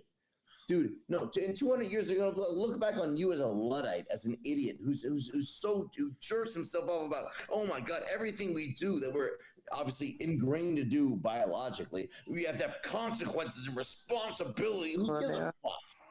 There's responsibility. Why? Because when there's no responsibility, your parents had to. Hang on. Once again, let somebody answer the question. Because when there's no responsibility and no consequences for your actions, all you have is anarchy. You know, but we're talking about fucking. Once again, that's what you're for. So, Yeah, so he's an anarchist. I mean, no, we're just talking about fucking. We're not talking about government. No. I thought we moved on from that. You're talking about in general. So what you're saying is every time I fuck, I should expect to have a child. You run the risk of it. Well, why? But with modern technology, I don't have to do that. You run the risk of that, yes. Right, but with modern technology, I don't run the risk of that. Because I don't have to run that risk. Is that I should have run that risk just because Slim and conservatives want to jerk off about my responsibility. Why? No, I shouldn't have to run that risk. With modern technology, we don't run that risk. But I have to run that risk now because guys like Slim want me to run that risk because why? Well, I get it. You think nobody should have any responsibility for anything I don't think except for people but that I don't you think disagree with. I don't They should think every time absolutely you have have sex with somebody, responsibility I don't and think that every time you have sex with somebody, it should be for procreation. That's a religious point of view. Nobody said that. So I don't believe that every time you have sex, it should result in a baby. No, I was just saying. I was saying that nobody said that. Yeah, nobody said but, that. But that's what he's implying. No, it's not what I'm implying. And no one Guess said what? that. I had 2 kids by the time we were married for almost 10 years. You think we didn't have sex but 2 times? I don't think that. No, I imagine not. That would be unlucky. But I imagine not. What I'm telling you is, birth control. Was she the first woman you ever had sex with, Slim? Slim, was she the first woman you ever had sex with? All the rest of them, I used condoms. Yeah, Because I didn't want to fuck but Slim, we don't need to do that anymore. We don't have to do that because we have the technology. Because, by the way, 100 years ago, we didn't have condoms either. And so every time wait a minute. Are you saying people shouldn't use condoms now? Jesus I'm not Christ, saying that. what The reason why people no, good question. The reason why people should use condoms is to prevent sexually transmitted diseases and pregnancy. Pregnancy. Yes. We can prevent pregnancy in other ways. And when we have a medicine that prevents sexually transmitted diseases, then we won't have to use condoms for that either. What I'm saying is you have this sort of like moral, weird kind of like point of view to where every time I have sex with somebody, I'm not doing that anymore. I'm married already, but let's say move back 10 years and I was having sex with different women, right? I was using condoms to prevent sexually transmitted diseases. And pregnancy. Right. But no, not pregnancy. So because if I got her pregnant, then we didn't have to carry the child to term. Wait a minute. I have this. We didn't live in a religious fucking a religious fucking actions. theocracy to where it's like they're like, oh my god, like you can't get an abortion because no. But nobody's saying you can't. That's the. But dude, what he's saying at 3 weeks. At 3 weeks, most women don't know they're pregnant. Well, that's Slim's opinion. My wife knew she was pregnant at 3 weeks. That's your opinion. Because you were trying to have a kid. Yeah, and so you're taking the test. Yeah, look, it's this is the reason. Last Friday. This is the reason that this debate will never ever be settled, not just on this panel, but just in general around the country, is because it's a philosophical debate, and that's not philosophical. That's idiocy. Why should people have consequences? You're being overly moralistic, and dude, it's bullshit. Sex is not bad. It's okay to have sex with strangers. And it doesn't have to relate. It doesn't have to end in pregnancy. Nobody said it was bad. Right, but what you're saying is every time I have sex with a stranger, which I don't. No, you shouldn't go around fucking everything in a skirt. Why? Why not? If I'm single, why should I not do that? Why? Now we're going because there's consequences and responsibilities. There shouldn't be. There doesn't have to be. It's 2024. If I knock up a fucking stranger and I'm a single young man. Why the fuck should I have to have a baby with her? I don't have to. It's 2024. We don't have to do that. We can get rid of it, and it's fine for everybody. But because of some moral horse shit, now I have to fucking raise the kid. But you don't though, because I don't know what you're arguing. It's not illegal. Here's the thing: you don't. It's you crazy. can give it up for adoption. You don't have to raise why the do child. you do this? Why? Exactly. It's traumatic to the woman. See, I'm very much. See, unlike Volusia, I'm very much pro-choice. He just doesn't like the choices. Yeah. No. What is your, Only one of us in this you're argument is not actually pro-choice. But what are Yes, you're pro-choice. You want people to have the freedom to make choices that you agree with. You're not pro-choice. You're pro-choice. You're absolutely am. Choice. No, you're not. You're pro. You want people to have the choice. Like the responsibility. You just don't like the choices. That's all. Right. No. I'm pro-choice of all choices. You don't like the choices that I like. You don't like the choices that I'm okay with. You're not okay with some of the choices that I'm okay with. Hey, and so you're only pro-choice for the shit that you think is okay. You get on my nerves. Is it okay for me to murder you? No. That's not how that works. Hey, and I can just come. Get rid of hey, Wait a minute. I can just call it. Hey, wait a minute. I'll just call it a 64th trimester fucking abortion. Yeah, no, that's not a thing. That's not a thing. I don't know. That's funny, and I'll pretend to laugh at that. But that's the stupidest thing I've ever heard.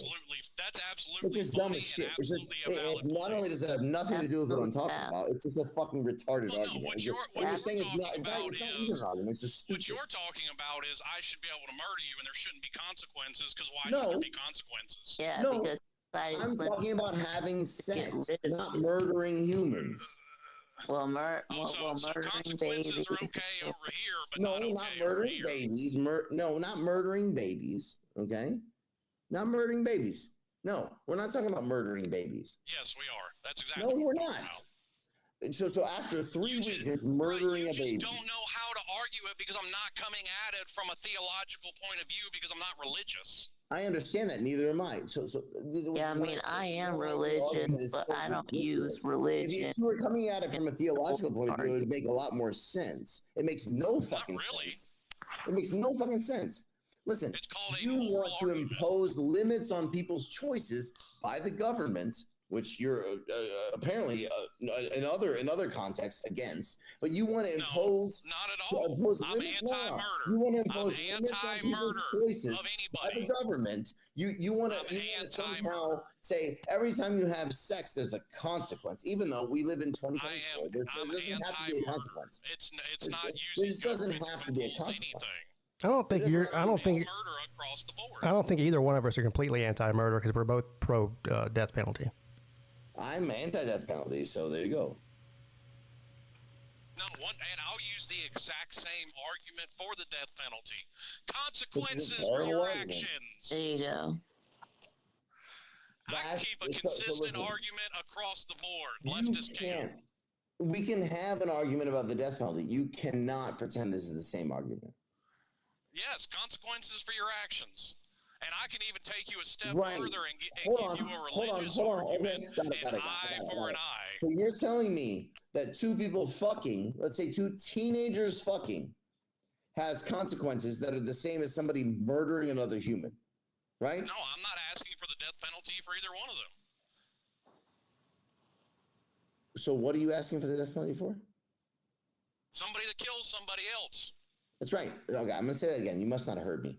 So two teenagers fucking, they have to have consequences. No. Two teenagers fucking, or two single young people fucking, or old people fucking, have to have the same. No. I'm not done yet. Shut up. Have to have the same consequences for their quote-unquote actions as somebody who's killing somebody else. You can sit there and laugh, but you're a fucking your argument makes no fucking sense. And so you want to laugh like you're in the right. You're a fucking idiot. You're sadistic idiot. Well, the difference is. Yes, Michael Treese is still trying to abort his 20-year-old. Hilarious. Michael, you know what? I suggest you shoot him, and then Slim will have you killed because of the death penalty. Go ahead. Go for it.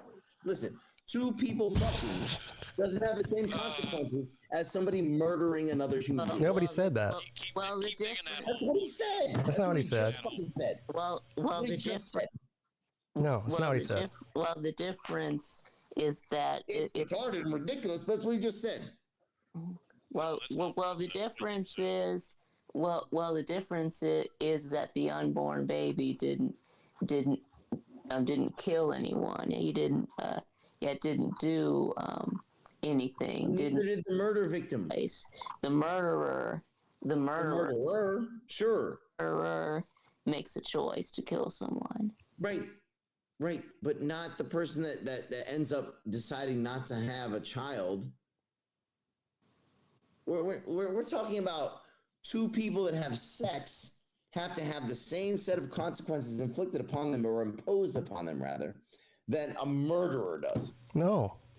That's what he said. No, I didn't. Stop putting words in my mouth. Okay. I never said that two people that have sex should get the death penalty. Those words never came out of my mouth. Right. But you're saying that abortion should be illegal. No, I didn't. I said it's not a political reality for it to be banned. Why should and it's not? I said it's not a political reality. It's not going to happen.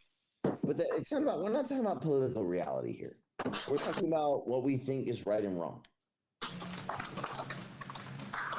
and I think abortion once there's a heartbeat is wrong. 3 weeks.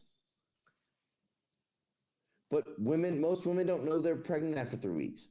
Most women do. No, they don't. No, they don't. Yes, they do. No, they don't, especially if they've had a one-night stand. Your wife knew she was pregnant after 3 weeks, and if my wife gets pregnant here in the next couple of weeks, she'll know she's pregnant. I've had, believe it or not, I've had more than one girlfriend, so they know if they're a couple of days late. It doesn't always work like that, and it should not be a criminal responsibility to figure it out that quickly. It's not a criminal responsibility. It's called. But it is, though. In Texas, it is. In Oklahoma, it is. In Missouri, it is. Okay, and I didn't say I agreed with that. Okay, sure.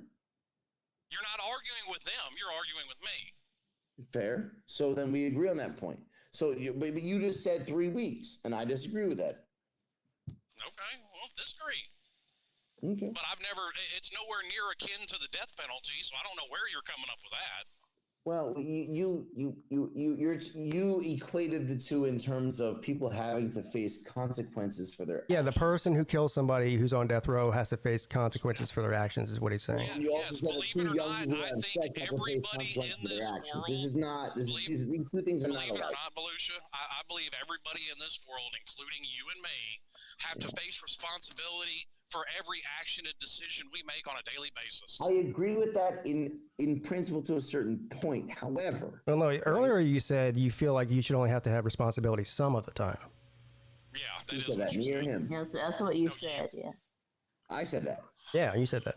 I agree with that. That's correct. Here's the thing is, man, every time I fucking that's a bad example. Let me put it this way. If we have sex, people are going to have sex, okay? And so why is it such that every single time that we have sex, that we have to face the potential responsibility of rearing a child with somebody that we, maybe not have the means to rear a child with, make the child's life worse, or somebody that's not in our life anymore, somebody we had a one-night stand with? Why should we have to face that quote-unquote responsibility or quote-unquote consequences when modern science says that we don't? Why do we have to face these consequences that modern science says we don't? Why? But just for moral reasons? Just for punitive reasons? Why? No. If we don't have to face the consequences, then we shouldn't need to. Consequences we need to face if we hurt other people. We're not doing. What are we doing, man? If I punch you in the face, I'm going to face the consequences for that. But like, why do two fucking teenagers having sex have to raise a kid for 18 years? Nobody said they had to. They can absolutely give it up for adoption. This is a consequence. This is traumatic. You're telling the woman that she has to give birth to the child, which has a big number on her body. Why do we need to do this? Why? We're also putting the consequence on the society that has to now raise our kid that we didn't want to have. Right? I know you hate welfare. I know you hate giving other people responsibility for it. Putting it up for adoption puts the responsibility on somebody else. Don't you hate that? There's absolutely tons of people out there looking to adopt kids. Lots of infertile couples. We don't have to do this. This is unnecessary and ridiculous. But we're not doing it. Well, we are in some states. Huh. We weren't prior to a couple years ago. Guess what? You can still go to, basically every state and get an abortion. Yes, but if you're a poor person who lives in, let's say, South Texas, is it really affordable for you to go to Colorado? How long is that going to take you to get there? Come on, man. Greyhound bus tickets, $50. That's not a fucking answer. They got to go to work. This is ridiculous. Greyhound bus tickets, $50. That's not the fucking answer, man. That's insane. No, it's an answer you don't like, but it doesn't matter if you don't like it. It's a non-solution. It's a non-solution. It's very much a solution. How are they going to get there? You know what? Greyhound runs there Trump is multiple going to times lose a the day, election. and the ticket's $50. Trump is going to lose the election in large part because of this issue. So you're going to enjoy that. Okay. I highly doubt it, but okay. Yeah, well. Now we've. What do you care? You It'll be funny when we're talking in late November about this. We've come full circle now. Now we're back to meeting women at the bus station again. Hey, there you go. You might meet a suitable father there. And then decide not to get the abortion after all. Yeah, because the guy at the bus Like, station. I hate to break it to you, Volusia, but the Constitution is based off of states' rights, so they're absolutely right to kick it back to the states. Yeah, I mean, okay. I mean, I disagree. There are some issues that are kicked back to the states. There are some not. Yeah, you're right. And once again, it's all in the With a bunch of fucking Constitution. Luddite, backward ass judges who ruined the people's rights. But you know what? He's going to lose the election because he did that. Because guess what? Most people in America disagree with you. Most Americans disagree with you and agree with me on this point. Okay. And Trump has hitched his wagon to that. And he's going to lose. Most of them are somewhere in between me and you. That's where I am. That's where I am. Exactly. That's where most people are. Yeah. It's a really tough. It is a tough issue. It's not tough an easy issue. issue. It's not a black and white issue. It's not a black and white issue. I've also said my opinion shouldn't be law. I completely understand there are political realities to it, and my particular opinion probably never will be law. No, I don't think so either. Well, it already is in some states. It's one of the best things about the United States, though, is if there's something you don't like about where you live, you can pick up and move somewhere where you do like what they. Yeah, but that is exactly what makes this place great, and Volusia's trying to tear down. Just like everything from the top down, like it is in China. Instead of, hey, I don't like how California does their shit. Get out. Yeah, right. It's so easy to say, right? It's I mean, it's not really that hard. Like I'm not. I've been welfare poor. It's not hard for you to do. And I moved out of Florida to Georgia. Volusia, you can be poor in any state. I mean, there's no difference between being poor in California as there is in Mississippi. It costs money to move. All right. Well. Yes, Volusia, and I've been welfare poor my entire childhood, and have lived in 3 different states. It ain't that fucking hard to move. So how did you move from one state to another? Are you telling me that poor people can't move? I'm not saying that. I'm asking him a question. I'm just making sure. I mean, I'm not asking a question. Fucking ask my mother. My first move, we were 8. Yeah? And you left Florida. I don't exactly know all the details on that because I was 8 fucking years old. Yeah. So okay, so you were poor and she had to expend her resources to move to another state. Yep. Yeah, I don't think she saved up her money. I'll never live in California because I think the taxes are too high there. Sure, cool, but that's not what we're talking about. Yes. You're not going to. You don't need to move. Actually, that's exactly what we're talking about. No, it's not. You don't need to move. But okay, let's flip it around. If I was in California right now and I said, you know what, I'm tired of these high taxes, I'll move.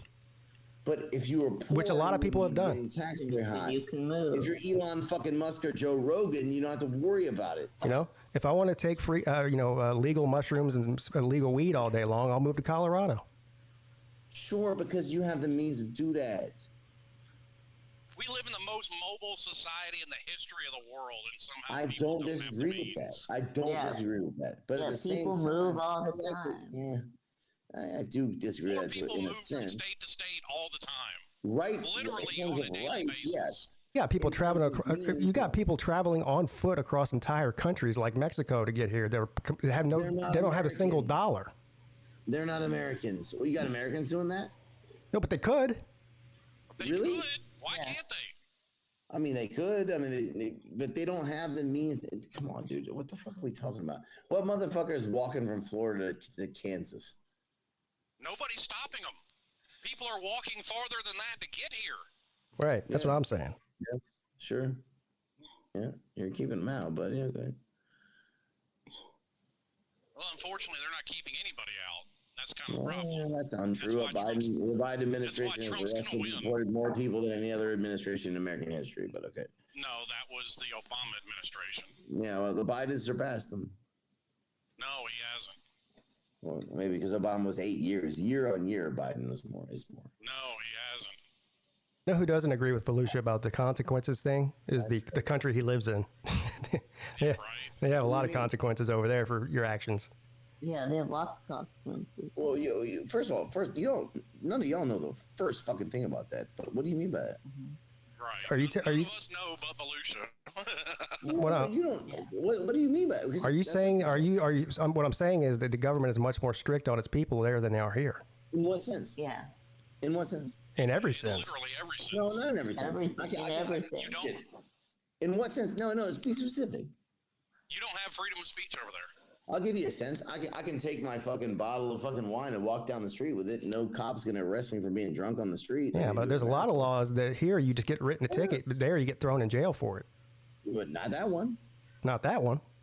Okay. There's more than that. It's not the only And one. also, guess what? Going back to the states thing, there's certain states and cities where you can walk around with a bottle of wine on the street. Yeah, okay. Yeah. Right, but that's very few and far between. I mean, I've gotten written up and ticketed for fucking drunk in public and, public intoxication and blah, blah, blah, blah, whatever. So what if you got caught with a gram of cocaine in Shanghai? What would be the punishment for that? I'd probably get deported. All right, okay, for a Chinese national that got caught, what would happen to him? You'd probably go to jail for a while. How long? Forever? No. It'd probably be 3 months, I think. Really? Yeah. But you would have a strike on your record. I mean, it would be tough. You don't want to do that. It would probably be worse than if you were an American in the U.S., although not that much worse, but it would be worse. They're not going to shoot you. Yeah. It wouldn't be good. But it wouldn't be good if that happened to you in the U.S. either. Yeah. It's not what you think. They're not going to fucking take you out back. Like, no. No, that's not what I meant. Nobody thinks that. Okay. That I think is the I'm big just asking. difference. I don't know what you guys think. You believe I don't that know what we y'all think a certain way about China, and you say everything is wrong that we think. I don't think Right. you got the first fucking clue of what we think. Right, My opinions on what happens in China come from shit like a podcast I watched last week of somebody that a 25-year-old that grew up and lived in China and got the fuck out. So the fact that your ideas come from a podcast ends the conversation. I mean, what are we talking about? Well, I mean, it's a podcast with a person who's experienced it. That's what he's saying. Right. No, exactly. So the people, a lot of them, because I pay attention to this type of shit, people who leave China, a lot of them, because I pay attention to a lot of them too, a lot of them say a lot of crazy shit that's not true. Right? In as much as a lot of Americans who leave America, in as much as a lot of Americans who leave America, not me, not me. The ones that leave are the liars. Because I'm fair to America, but a lot of Americans who leave America say crazy shit about the U.S. Yeah. Right? Yeah, the ones that leave are the liars. I get it. No, I'm not saying that. Yes, I left the U.S. I don't lie about the U.S. Yeah, it's Hey, just guess like what? I've heard US. plenty of accounts from Uyghur Muslims that have very You different perspective can't- on China than you. Yes, you suddenly care about Uyghur Muslims. You don't care about how we treat Muslims in the United States, but suddenly you care about how China. They're not treats being them. forcibly sterilized and put into work camps in the United States. Yeah, they're not. I don't think they're being treated badly in the United States. they're not being put into labor. Really, Muslims in the United States have a great time. Yeah. I mean, that's Compared to China, yes. why do you think they move here, Volusia? Motherfucker, first of all, there are Muslims all around this country, all over this fucking place, all over this place. You don't know that because you don't know you don't know your ass from home, guys. China. There's Muslims all over this country, all over the place. They're doing just fucking fine. You think that being Muslim in China means you're gonna get your fucking your dick cut off? I didn't say being Muslim in China is going to lead to anything, but Okay, so what are you this saying? specific group of people is being persecuted, whether you want to admit to it or not. Right, yeah, sure. I mean, the United States has no history of persecuting its own people. Well, guess what? We I civilized. will not and got apologize beyond for that. everything that China's doing. I'm not China's spokesman. We got civilized and got beyond that. Obviously, China hasn't. Civilized, really great. So every single minority in the United States is doing fucking great, right? Again, I'm not China's everywhere spokesman. else in the world. Compared to the yes. rest of the world, yes. I don't think that's the case. Nobody, and I mean absolutely nobody in the United States of America is quote unquote persecuted. That's kind of horseshit. I don't know, Volusia. It seems like a lot of people are trying to come here for a reason. Sure, economic reasons. Some of them for political reasons. And it's much better here. You live a much freer life here. Right. A much better quality of life here versus anywhere in the world ever. Not it's true to an extent, but also not. There are a lot of people that, for example, that are from here that go to the United States, stay there for a few years, decide it's too dangerous, it's this, it's that. They get discriminated against. They come back here, or their economic opportunities are better here, right? Yes, and discrimination over here, and this is my overall point, is vastly different than discrimination anywhere else in the world. Discrimination anywhere else in the world, people are legitimately harmed. Here ain't nothing harmed but your fucking feelings. That's not true. Nothing is harmed? Are you kidding me? Do you know anything about the history of the United States? Like, what are we talking about? I'm talking in 2024. I ain't talking about the history. So we're just going to conveniently forget about everything else that happened before 2024. No, unfortunately, I don't have the Wayback Machine, and I can't do anything about it. No, I understand we can't do anything about it, but we're not. Yeah, we're talking about we just have to forget about it now. We just have to say, "Oh well, that was bad." Nobody said forget about it, Volusia. But like I said, we got past it. Everybody else hasn't. Did we know? Did we know? We're in 2024, not 19. Yes. The white guys got past it. The white guys got past it. That's cool though. That's cool. I mean, okay, nobody's a slave. Nobody. That's there right. are no Jim Crow laws stopping anybody from doing anything. Got past it though. Yeah. They got past it though. Yeah, you guys got past it, so it's over. I mean, right? now if you want to get into the oppression Olympics, you don't feel my bad about it anymore, great-grandfather so came here now, from right? Germany in the 30s. So do you really want to get into the oppression Olympics? Because I can go there too. Well, you're not Jewish. No, but German Jews are a side of my family that came here in the 30s. Okay. Yeah. Guess what? I'm more Indian than Elizabeth Warren thinks she is. That was cringe as fuck. But yeah. But it's also true. So I can play the oppression Olympics right along with you. Well, I'm not playing the oppression Olympics. I'm just talking. But that's exactly what you're trying to do. Hey, Slim. Slim. From 100 fucking yes. Can we start a casino together, me and you? It's not your problem. It's not your problem today. So go under like Trump's did, but I don't think either one of us. You're over it, so everyone needs to be over it, right? You're over it, so everyone needs to be over it, right? You're over it, so we need to not think about it anymore. Don't talk about that. Nobody said that, Volusia.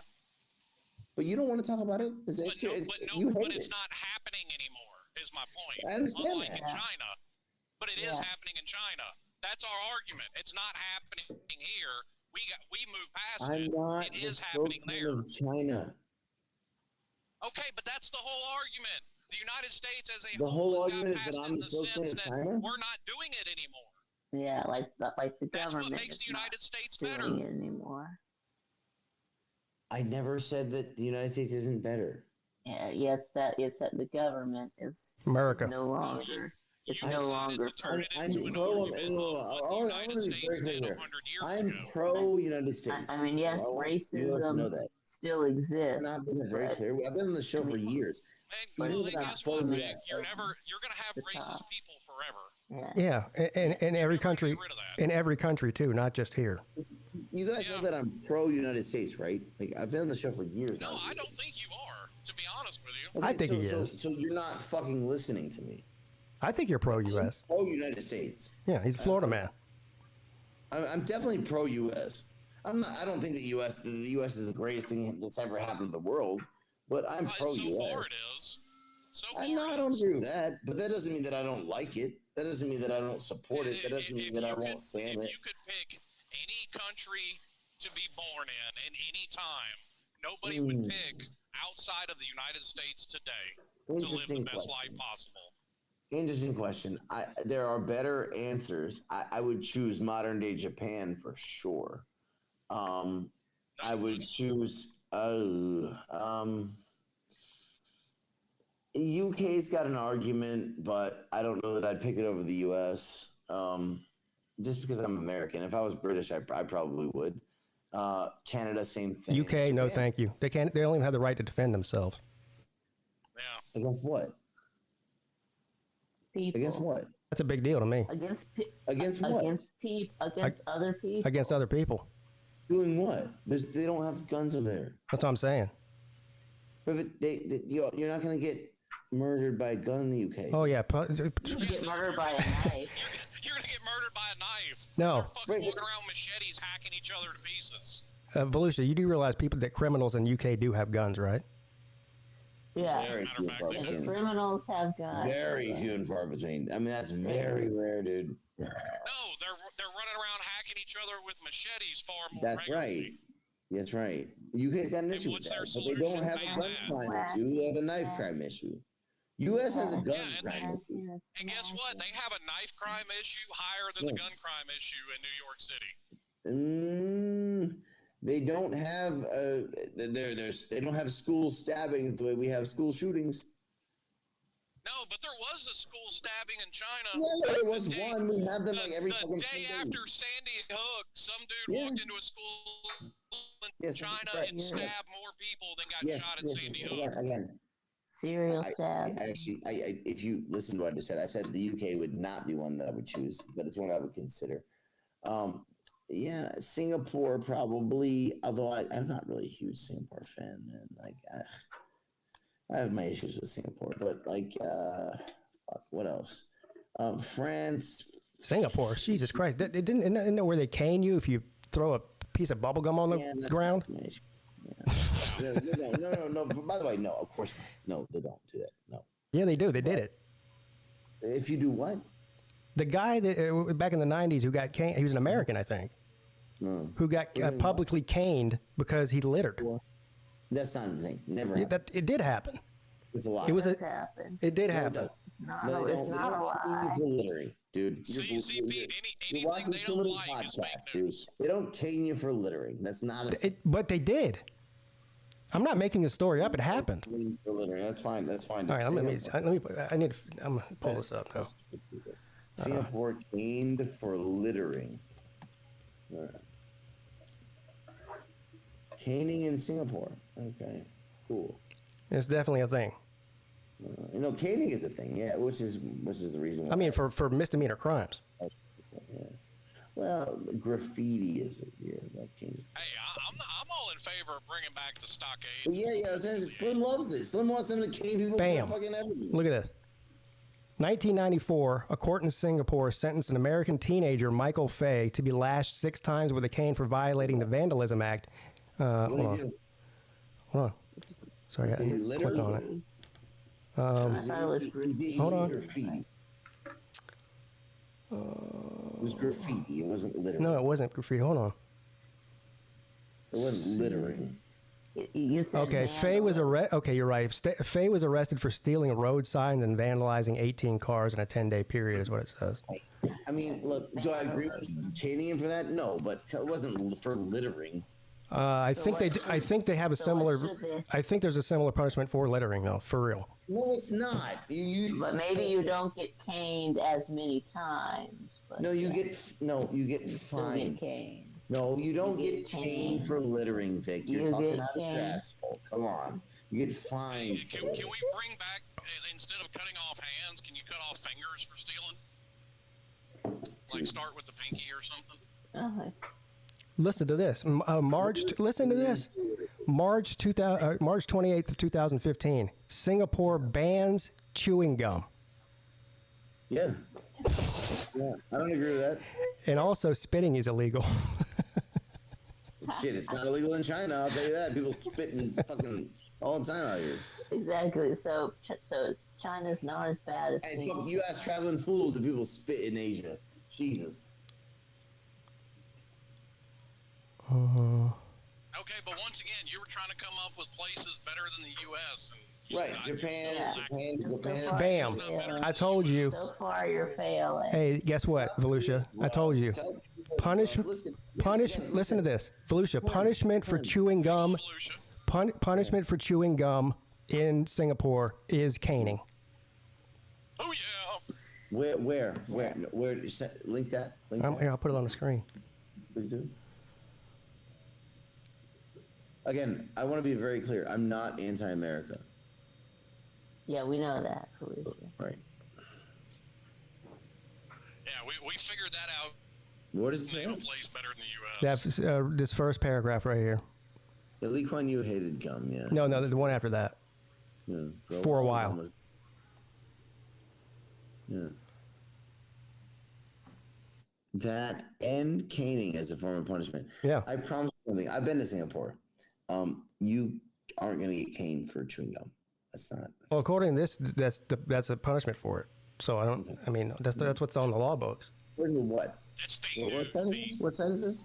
That's mis and disinformation. This is the BBC. It is. Because I've been to Singapore, dude. They're not going to cane you for chewing gum. Now. Well, you just didn't chew gum, so you don't know. What will happen is if you spit gum on the street in Singapore, this is the only place I've ever heard. Yeah, tie them up, spit gum on the ground. If you spit sounds like a fucking great place to live. 30 lashes. No, you get fined. I've been to Singapore, man. I will say this: Singapore is a beautiful country. I know that. It is. It's my problem with Singapore, man, is it's too sanitized. It's just like too Singapore is nice and everything. It's very nice, actually. It's beautiful. But so have you spat gum on the ground in Singapore Revolution? No.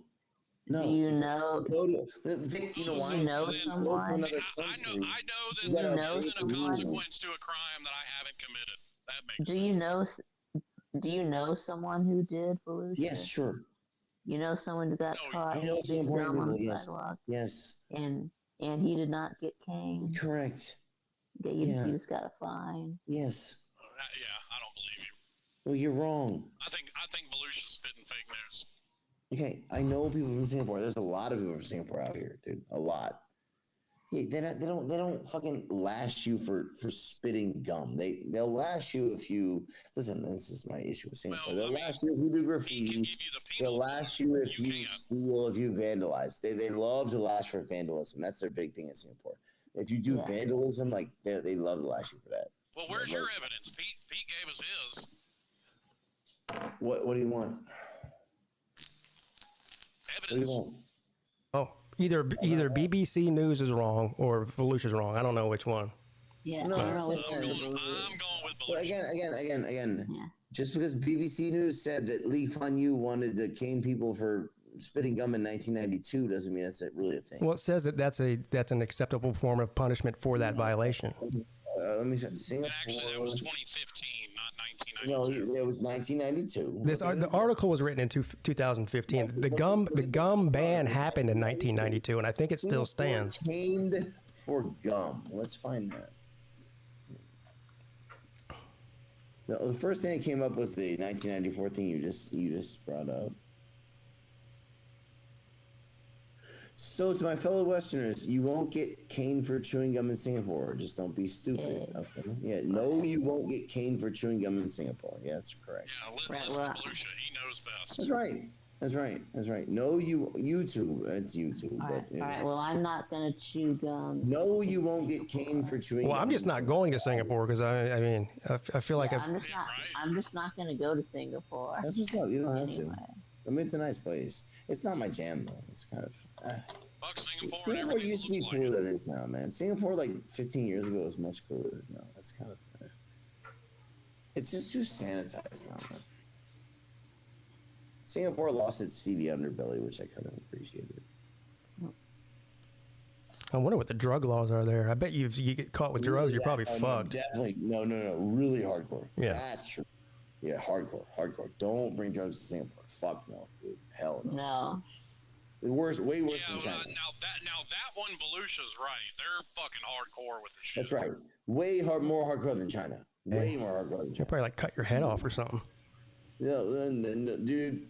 If you, the drug people that they give a death penalty to in China are people that are like importing like kilos of shit. Oh, I wasn't talking about China. I was talking about Singapore. But right, I'm comparing. In Singapore, man, dude. Well, see, there you go. We're more progressive than China. You ain't getting the death penalty for I didn't say that. China's regressive as fuck. China's not progressive. In no way is China progressive. Yeah, so. In any way at all. No. I'm progressive. China's not progressive. When I ever say China's progressive, fuck no.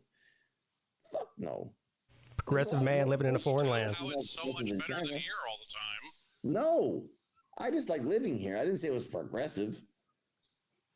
No, China's not progressive, dude. No, fuck no. Fuck no. Yeah, fuck no.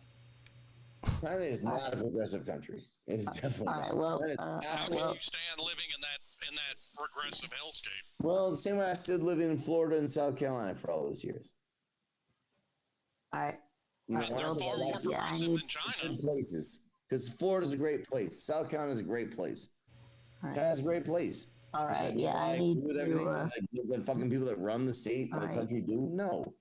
But All right. Yeah, I need to be going now. That's preview and prediction video. All right. See you later, Vic. All right, Big Tube. We'll see you at Vic 6. Tube. All right. Thanks for letting All right, me. Vic, love you, bro. Pete. All right. Love y'all too. All right, Vic. cheers up. No, you don't have to agree with the government of every place you live in to live there. Come on. Well, I mean, you kind of do. No, you kind of. I don't agree with a lot of this stuff here. No To shit. at least You a guys certain bitch- extent. you motherfuckers bitch about the American government until the. Oh yeah, yeah. I'm Oh, sure, but there's still things they do that I agree. Like I said, to a certain Sure. extent, you have to. There's things that the U.S. government does that I agree with. There are things that the Chinese government does that I agree with. There are things they do I disagree with, but I don't have to agree with every single thing they fucking do to live here. Nobody Right? said that. Right? Okay. But you can't. I'm not the spokesman of China, dude. I didn't move to China to change it or to mold it in Well, my no, you image. kind of made yourself the spokesman of the Midday show for China. But I really try not to do that. a lot of that though is just like I ask questions because I'm curious. That's I'm not like trying to down you or nothing. I'm just genuinely curious about a lot of this. I'm not trying to down anything either, but I say I got the Right. perspective of somebody else that was born and raised in China and got out. Oh, that your argument doesn't matter all of a sudden. But Slim, there's a billion people that were born and raised in China that are fucking hippie skippy fine. Yeah, we get that. Right, and not everyone that's born in China wants to is like on the first boat to the United States. I don't think that either. I never said that. And if you, I mean, if you're happy living there, then more power to you. Right. What I'm saying, Pete. First thing to Pete is I appreciate your curiosity, and I'm happy to talk about the reality of the way it is. I'm not trying to shit on you guys as like morons who don't know. No, I'm not. Like, definitely not. Like, and I'm happy to talk about this. Right. I mean, look, come on. If you got any questions, I'm just going to tell you what it is. No one's monitoring me right now. I can say whatever the fuck I want. Yeah, because you're on a VPN. Right. So I can say whatever the fuck I want to. No one's going to monitor me right now. Yeah. I don't have to censor myself on this podcast at all. So if you have a question, I'll tell you what it is. I know. And I'm not right. Okay, And so, but I'm also, but I'm saying, I'm also not the spokesman of the country. And you literally just got done saying it's completely invalid. That's literally what you said. Say again? I missed that. Sorry. I said you get a perspective that isn't yours from somebody else. No. And you literally said to me that's completely invalid. I didn't say it's completely invalid. Different people have different perspectives on stuff. That's literally what you said. You and I are from Am I the tripping, same Pete? state. No. You and I are from the same state, born in the same year. We have different perspectives on stuff. Does that mean yours is invalid because it's different from mine? Of course not. There are people I in know China it's who not, have but different that's perspectives what than you you. said. Did I say that? Did I say that people? Who Yeah, I live think in you did. China I think do you not said like basically we don't know shit about China, so No. our opinions are invalid or irrelevant or whatever. No. You know, well, and I'll actually give you the Oh, verbatim who quote. are we talking You about? got it. Who are we talking you, about? No, I'll verbatim. What you said was, well, you listen to somebody on a podcast, so that's completely Right. invalid. I didn't say that's completely invalid. The first part, the second part you put in my mouth. I didn't say it's completely invalid. Of course not. Everyone has their own opinion. There are a lot of people who left China for good reason. There are a lot of people who left the United States for good reason, and they have their own reasons for doing so. Everyone's opinion is valid, even if they're wrong or right. But I'm not saying that just because they left this one country or that one country that they're wrong or right. Like, dude, everyone's life circumstance is different. Right? I mean, no, I'm not going to invalidate anybody just because of their fucking identity. Of course not. Yeah, there are a lot of people who left China who did so for a good reason, and I'm not going to fucking invalidate them. It doesn't mean that China's a horrible place. There are a lot of people who left the United States for a certain reason. It doesn't mean that the United States is a horrible place. I disagree, though. If you're married, your opinion is invalid. That's actually, yeah.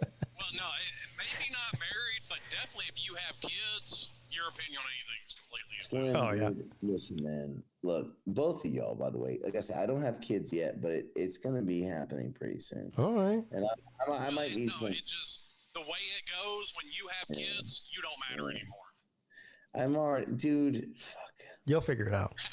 Yeah. I hate to piss on your you know what? but When that happens, I'm gonna. My stance on this podcast is gonna be very different, and I'm gonna be asking you guys for advice in that regard for sure, because I already feel. Well, everybody's stance on life period changes when they have kids. Oh, yeah. I was about to say, I don't know if I should be asking me for advice. I can tell you what not to do. I can't tell you what to do, though. I'm still trying to figure that out myself. But no, in that particular realm, yeah, I might be asking you guys for advice pretty soon, because it seems like it's going to be happening pretty quickly. Well, practice is the funnest part. Well, yeah, that's what we're working on. Yeah. Now, right now she's asleep, so I'm not gonna fucking. What the fuck are you doing here? Wake her up. It's almost 3 o'clock in the morning there. In the morning here right now, dude. I'm not waking her ass. Jesus, that'd be more trouble than it's worth for sure. Yeah, I get that. But this has been going on for almost almost 4 hours. All right. I gotta go. Regardless of our disagreements, I do love you guys, and I appreciate chatting with y'all. Yeah, man. It's always a good time. Fuck yeah. All right, buddy. We'll be safe. Oh, so there will be no show on Monday or Wednesday because I'll be in at the bachelor party. Okay. In North Carolina. Yeah, that's right. Yeah. But fun time with that. But next Wednesday night, I'm still planning on doing a call. So I'll be home Wednesday afternoon, so I'm still planning on doing the call-in show Wednesday night. Of course, that's not the time that you can usually come on, Volusia. But now, I hear you. Now, question: are we getting a call-in show tonight? I don't know yet. It's really not up to me. I can't really say why. Now, my question for you is, sorry, go ahead, son. What's your question, Volusia? I was saying, so you're going to the bachelor party. Are you going to the wedding as well? Yeah. And are you going to speak at the wedding? Am I going to speak? Yeah. I don't think so. Okay. I was just, By the way, Pete, I made the mistake of sending you what you sent me on Twitter last night. Yeah. And now I've gotten like 10 other listings from my wife. Oh, look at this. Oh, look at this. Oh, yeah. I meant to talk to you about that today, too. We just ran out of time now, but... shit. I'd live there. I would, too. I mean, it needs some work, but hell yeah. I don't even care about the house. Demolish the house and build a new one. Just the land is what I want. Shit, the land is worth more than that. Yeah. Unless there's just a vast disparity in land prices between where I am and where it is.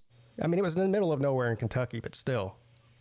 Yeah, I mean, I'm kind of in the middle of nowhere, but I mean, it's still going for 10 to 15,000 an acre where I'm at. Yeah. So, anyway. All right, man. You have a good time at the bachelor party, and Slim, take care, man. You guys drive safe and be safe, and I'll chat with y'all next time, man. All right, man. Yes, sir. All right. All right, Slim. Be safe out there in them streets, buddy. I was trying, boss. All right, toodles. Later. All right, yeah, that's gonna do it for me as well. Thanks everybody for tuning in.